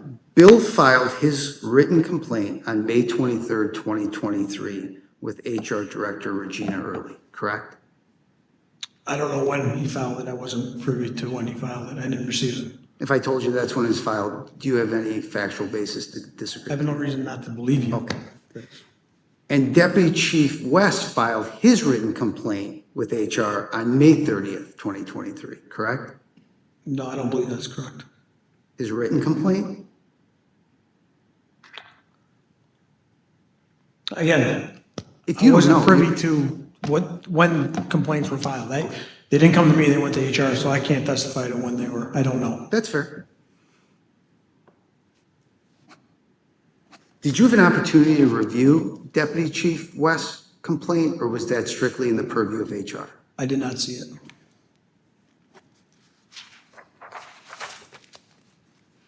And as you sit here today, have you seen it? I have now, yes.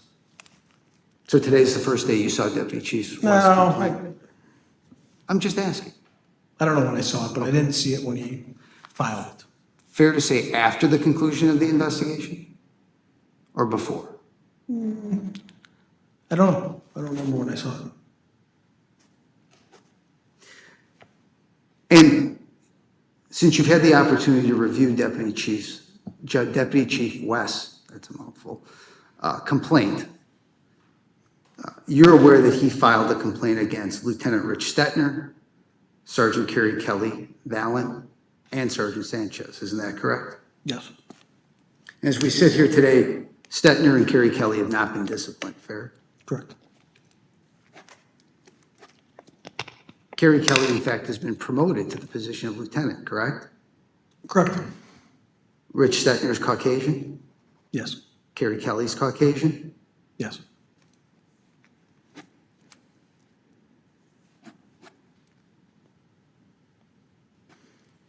Chief, you would agree with me that just because a complaint is unproven doesn't mean it's made in bad faith, correct? Correct. In fact, that's in your sexual harassment policy and your general orders, isn't that true? Ask me a question again, Mark. Just because a complaint is unproven doesn't mean the complaint is made in bad faith. And it's That's in fact in your in- general orders, correct? Could be, yes.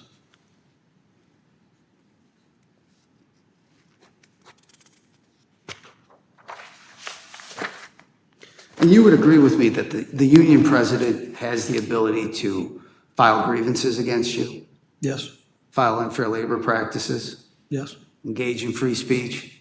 yes, They can put Scabby the inflatable rat outside if they want. yes, They can make public statements. yes.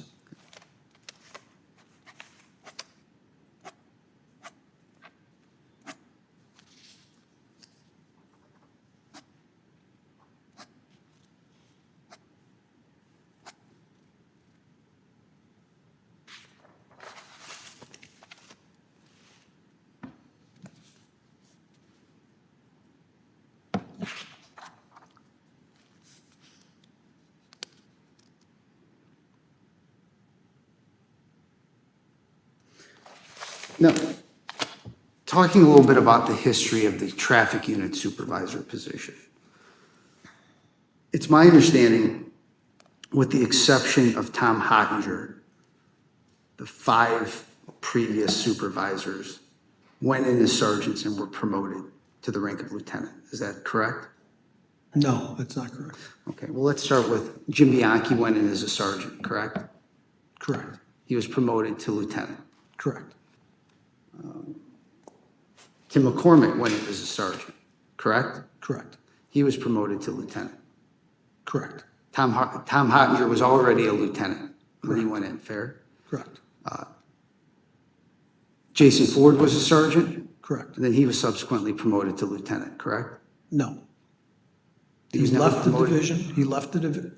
Oh, I understand. I'm just asking if he was promoted. I want to explain it to Mr. Arbitrator so he understands that. And I'm sure that will give you that. I'm just asking if he was ever promoted to the rank of lieutenant. You're mischaracterizing the testimony in the record. I'm just asking if he was promoted to the rank of lieutenant. Yes, he was promoted to lieutenant. Thank you.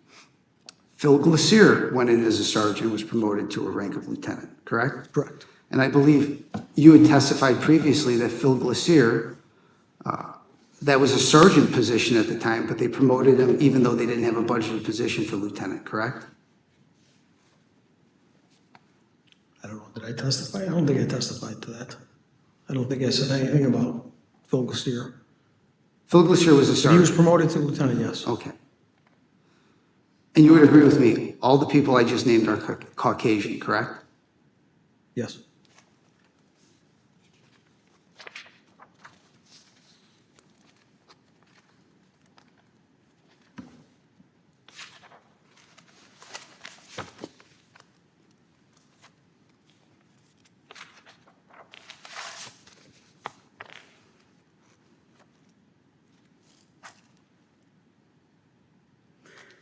And in the past, those traffic sergeants, were they also functioning as the acting patrol division commander in the absence of the patrol division commander?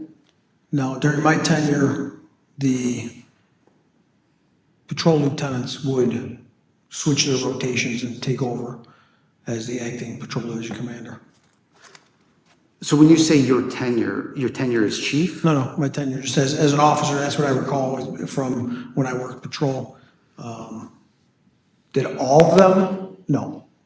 Did Phil Glacier work as the acting patrol Phil division Lucier as a commander? lieutenant did, yes. Okay. Did he ever do it as a sergeant? I don't know. I don't think so. I'm not sure. Jason Ford, when he was a sergeant, did he ever act as the acting patrol division commander? I don't know. Okay. Tim McCormick, I don't know. Jim Bianchi? I don't know. I don't know is a perfectly acceptable answer.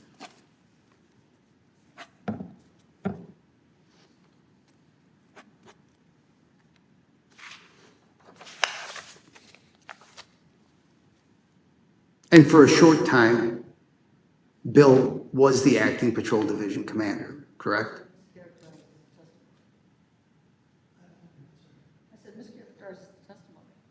Was Bill Sanchez ever the acting patrol division commander? One time.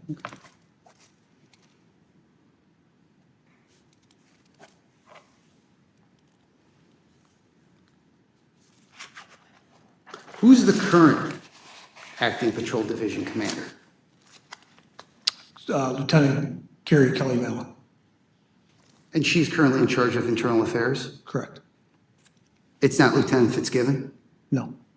Was he the acting patrol commander after? At one point in time, Bill? the lieutenants rotate, so.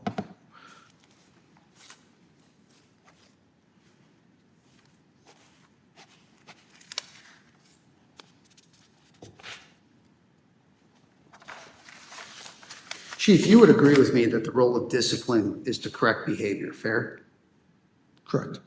Never designed to humiliate or embarrass the employee, correct? Correct.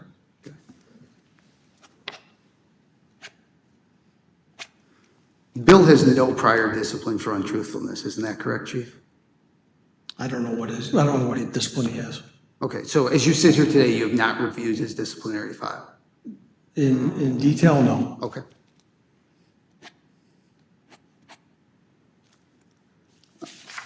Did you review any of his positive work history? No.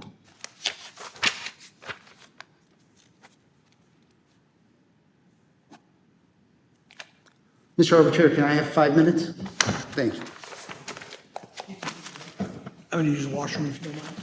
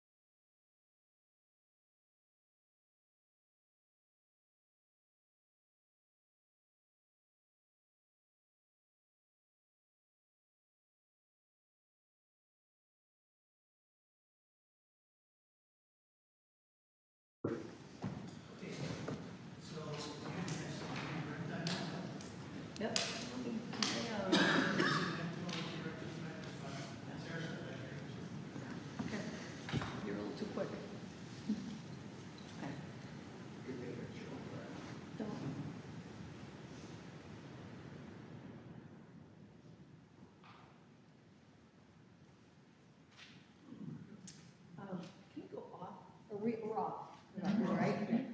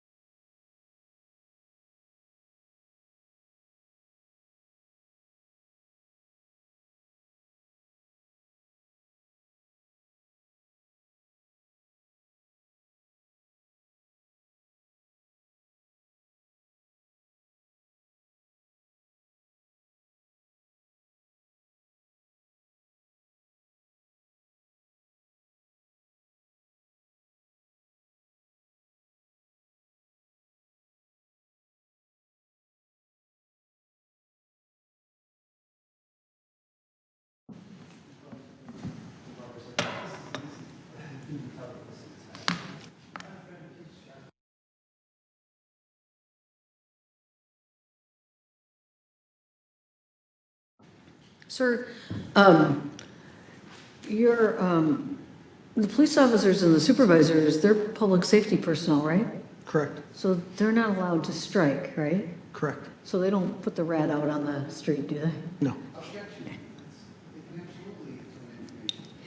Okay, they can strike? Okay. Okay. With respect to the village manager, he's in charge of the staff at the village of Orland Park, correct? Yes, And do you report to him? I do. So he's your boss? Yes, And in the complaint that Mr. Sanchez filed, he filed it against you, right? correct. Mr. McQuarrie asked a bunch of questions about why you didn't do the pre-hearing disciplinary meeting and why you didn't discipline Mr. Sanchez, but you were the alleged harasser or the accused, correct? Correct. And would you feel it was appropriate for you to be doing a pre-disciplinary hearing against somebody that was originally accusing you of violating the rules? That, I'm going to make an objection. Can we not have the leading questions? Sure. Do you believe it would have been appropriate for you to hold the pre-disciplinary meeting? I don't think it was appropriate for me since I was named in the complaint. Do you believe you should have made the termination decision? No. And council pointed you to a provision of the collective bargaining agreement regarding pre-disciplinary meetings. Are you allowed to have a designee who acts in your seat? It states the chief of police or designee. I think that was 19.2 or 19.1. Yes. So, that's okay. Thank you. Council asked you a bunch of questions about I think the meeting on the 19th or the parking lot meeting. Did Sanchez send you a text message about the conversation you and he had regarding it getting heated? Yes.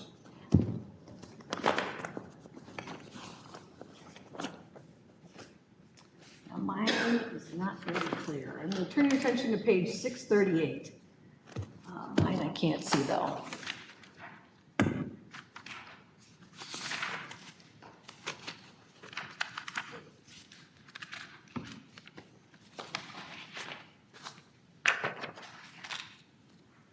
Can you tell me what is 638? I know, I can't, mine is worse than yours. Yeah. And I can get a clearer version of that at some point for the record. Probably not now, but I will get a cleaner version. Do you know whether in that, can you read your version? I cannot read the version. Okay.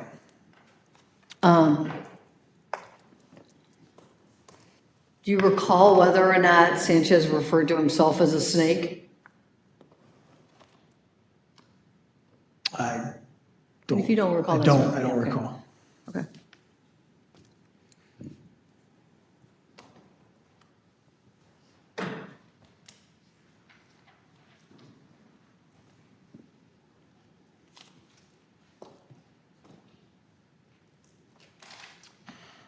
Can we go off the record for a second?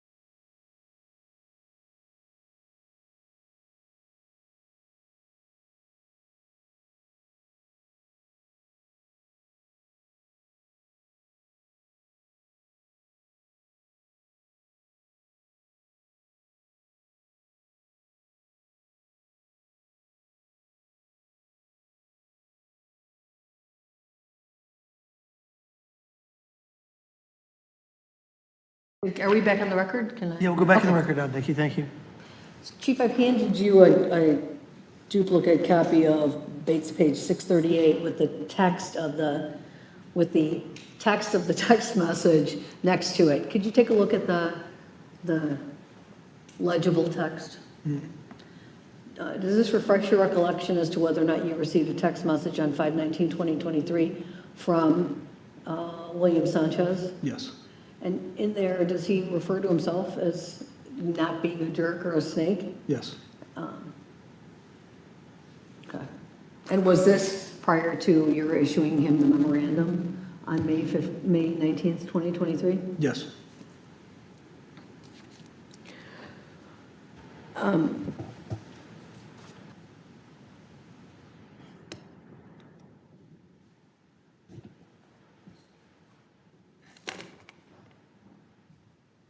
When council asked you some questions about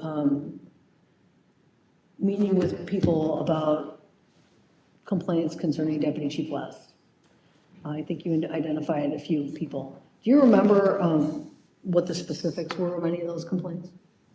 No, I do not.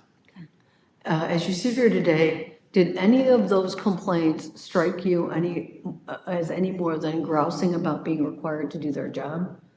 No. No, they didn't, or no, they weren't? They were exactly that. They were just complaining about being held accountable for doing their job. You indicated that there was some reference to old complaints. What were you talking about? Sergeant Swearingen had come in and pull out a notebook out of his vest pocket and indicated something of the nature of the deputy chief told me I couldn't be friends with people. And that was from when he first got promoted 5 years prior. Something similar to that nature. Does that have anything to do with that reference to buy a dog, if you want friends, buy a dog, or what is it? What is he talking about? He apparently made a notation in a book 5 years ago that he kept in his pocket saying that the deputy chief told him not to be friends with people. And I think that's to hold people accountable. You can't be friends with them. You need to supervise them. I don't know I don't know where he got that conversation from. If Deputy Chief West told a supervisor that you can't be friends with the people you supervise, is there anything wrong with that? No, Is that a disciplinary issue? no, If the deputy chief said, I don't trust a person, is that a disciplinary issue? no. Is there anything wrong with the deputy chief or anybody saying that they don't trust a particular individual? I don't believe so. Is it difficult to work with people that you don't trust? Yes, Why is that? exactly what it is. You don't trust them, I guess. Can you rely on people that you don't trust? No, And do you say that would you say that is more concerning in your profession than, say, in my profession? 100%. We're out there, we have to protect people's lives. They have to be able to trust the person working next to them if they were to respond to a call with someone, to trust them. Council asked you some questions about this vote of no confidence, and I know that there was some, I think it's interchangeable with complaints versus vote of no confidence. When Mr. Sanchez brought that vote of no confidence up, did he tell you that the map told him that they didn't have enough support or evidence to support a vote of no confidence? I believe he did. Okay. So if he didn't have enough of a basis for a vote of no confidence, why was he talking about it? It felt as if they were trying to get the deputy chief to retire, is to put the pressure on him to leave, and it would create movement in the organization. To put the pressure on him or to put the pressure on you? I wasn't going anywhere. I didn't do anything wrong, so I wasn't concerned. Is there anything you remember about the conversation with Bob Locke or Stetner or Carrie Kelly Vallon concerning the deputy chief? No, nothing Um, in particular. Did, Kelly Valen talk to you about having to discipline one of her subordinates? Or the deputy chief requiring her to discipline a subordinate? Do you remember any of that? I do remember that she had told me that she thought she vented to the wrong people, that she was spoken to on her management supervisory style on an incident that occurred. The deputy chief at West had talked to her, that they need to supervise the officers when they're called to a scene. And it's in relation to a previous deputy chief had been involved in an accident. They didn't indicate, the individual didn't indicate that they were a previous deputy chief. When an officer responded to the scene, the retired deputy chief did not agree with the decision that the officer made. He requested a supervisor. That supervisor showed up on scene, and no investigation was conducted. The supervisor just allowed the officer, really didn't do anything. And the deputy chief had reviewed the video and had a conversation with Sergeant Kelly Valen and Sergeant O'Connell. So this was how Kelly Valen supervised an officer's investigation of, was it a DUI? No, it was just a traffic crash. Okay. So this was an issue of how she supervised the officer responding to the DUI crash? I think she was the shift commander, so she was a senior supervisor at the time, and Deputy Chief West had a conversation with both of them on management styles. Okay.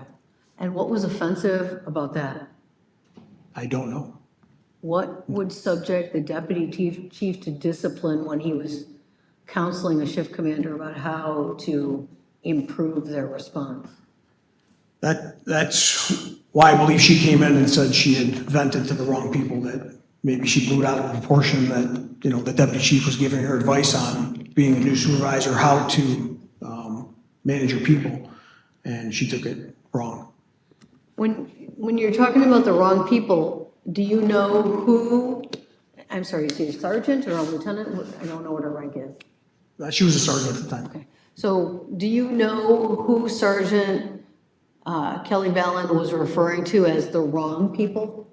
I believe she vented to Lieutenant Stetner and maybe Sergeant Sanchez. Okay.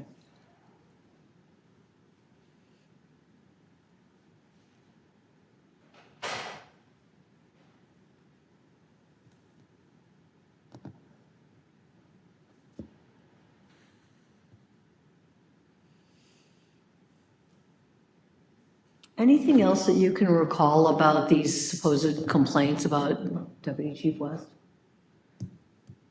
No, nothing in particular.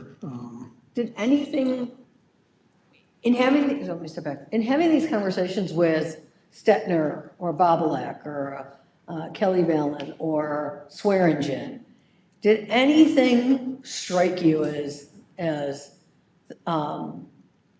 wow, he really messed that up, meaning Deputy Chief West? No. Did anybody identify anything that had happened in the recent past that they were complaining about? No. How old were some of these complaints? 5 years, 3 years, nothing recent. Why were they bringing up old stuff?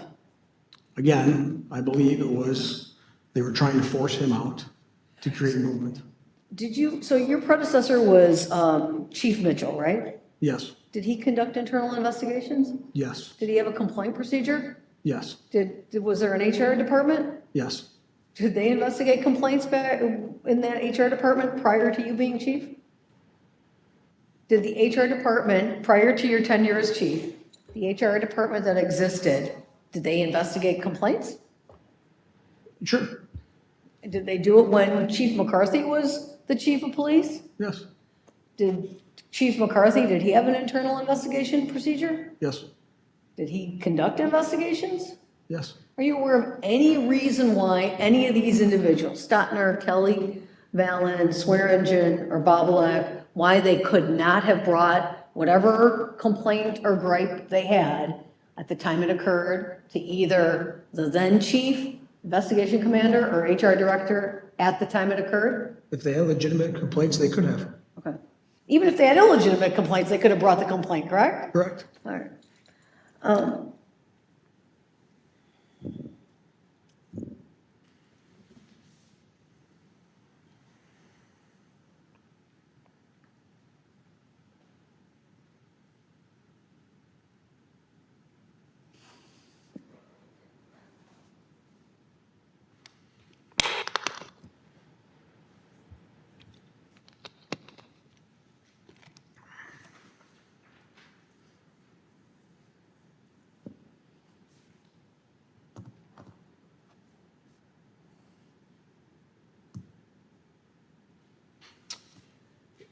Council asked some questions about progressive discipline.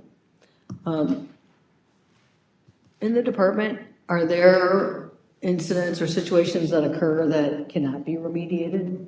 Yes.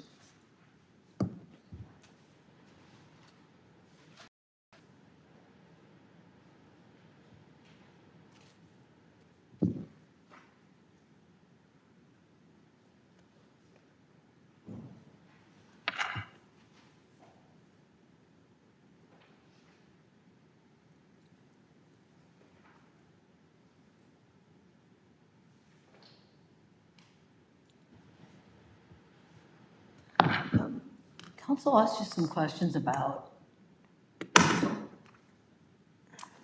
this list. I think it's exhibit 5 and 6 to the, um, to the report.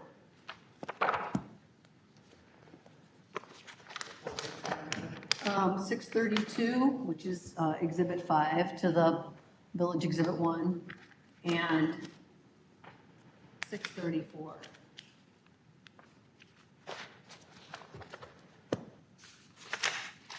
So this appears to be a list of individuals that were the traffic unit supervisor. Is that accurate? Correct. And I think that the list on Bates page 632 was something that was created by William Sanchez. Do you know that or not? I don't know that. Okay. There's another list that's on Bates page 634. Do you know what the SO-19-62 numbers are? The numbers that are in Yes, parenthetical. those are special orders that are put out by the police department indicating the promotions or reassignments for staff. So that would be, would it be fair to say that, for example, for Jim Bianchi, his promotion to lieutenant would be identified in SO 8-18? Yes. Okay. So council was asking you questions about whether or not these individuals were all promoted to the rank of lieutenant. And there was some discussion back and forth about it with respect to Jason Ford. Was Jason Ford promoted to the rank of lieutenant? Yes. Was he promoted to the rank of lieutenant in the traffic safety unit? No. I'm sorry, the traffic unit. No. Was he allowed, was he, where did he become a lieutenant? He was a lieutenant assigned to patrol. Okay, and did the vacancy occur before he moved out of the traffic unit to patrol? Do you know? I don't know. Okay. I Was believe he? so. I believe so. Okay. So there was a vacancy in the traffic unit and he applied for that? There's a vacancy in, I'm sorry, there was I misspoke. There was a vacancy in the patrol division in the rank of lieutenant and he applied for that? correct. Was he ever allowed to be a lieutenant in the traffic unit? No. And what is his national origin or race? Caucasian. Okay.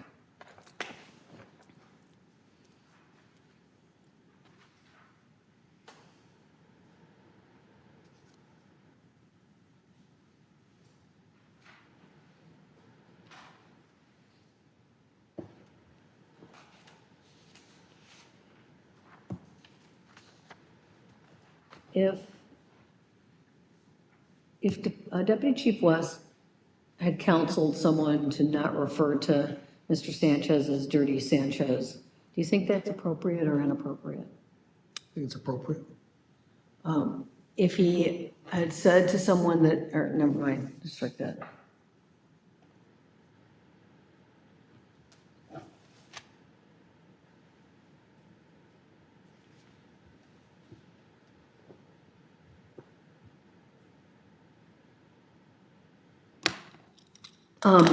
Council asked you some questions about Mr. Lee's interviews with various people and their statements about whether or not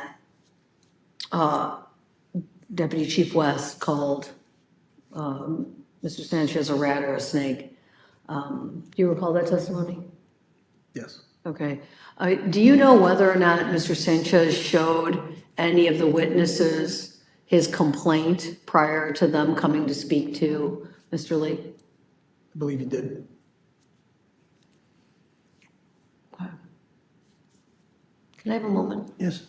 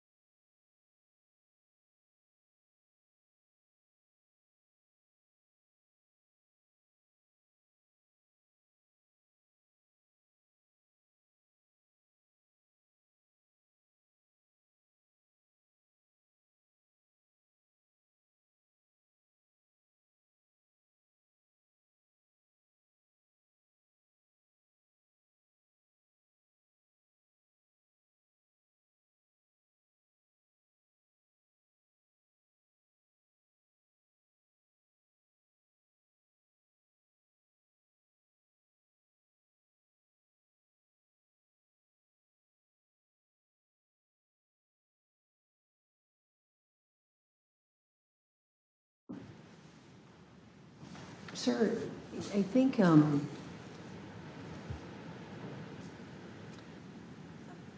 Mr. Sanchez was promoted to the rank of sergeant, I think in 2021. Am I accurate on that? Correct. Okay. And here, when I look at this list that's on 634, how long, so he was the rank of sergeant for approximately 2 years. Is that accurate?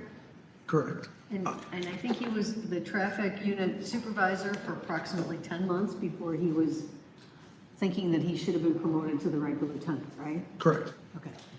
These other gentlemen, how long did they spend in the rank of sergeant? You know? Jim Bianchi is 6 years and 7 months as a patrol sergeant. Tim McCormick, 2 years and 6 months as a sergeant. Tom Ottinger, 4 years and 3 months as a sergeant. Jason Ford, 8 years and 2 months as a sergeant. And Phil Glacier spent 2 years and 4 months as a sergeant.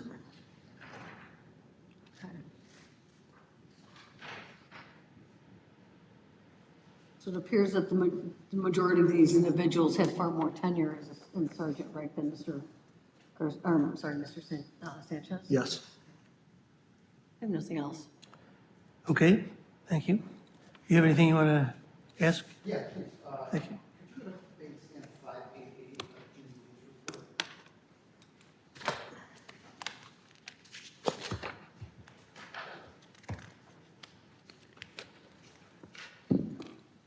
This is Jim Lee's report for the office, is that correct? Yes. Okay. In this chart, it says Bianchi spent to the sergeant with 2 years and 5 months, is that correct? Yes. It says Tim McCormick went from sergeant to lieutenant in 9 months and 10 days, is that correct? Correct. He was already a lieutenant. Ford went from sergeant to lieutenant in 10 months, correct? Yes. Glacier went from sergeant to lieutenant in 1 year, 7 months, correct? Yes.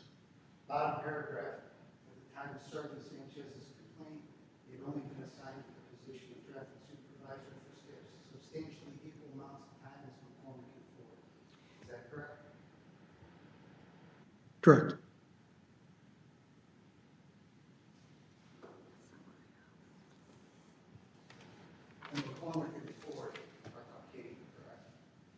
Yes. I believe counsel asked you about some of the complaints regarding Deputy Chief West. Was it your estimation that those were illegitimate complaints? They had no basis. They were basic. Were they ever disciplined, those people that came forward for making baseless complaints to you about Deputy Chief? No.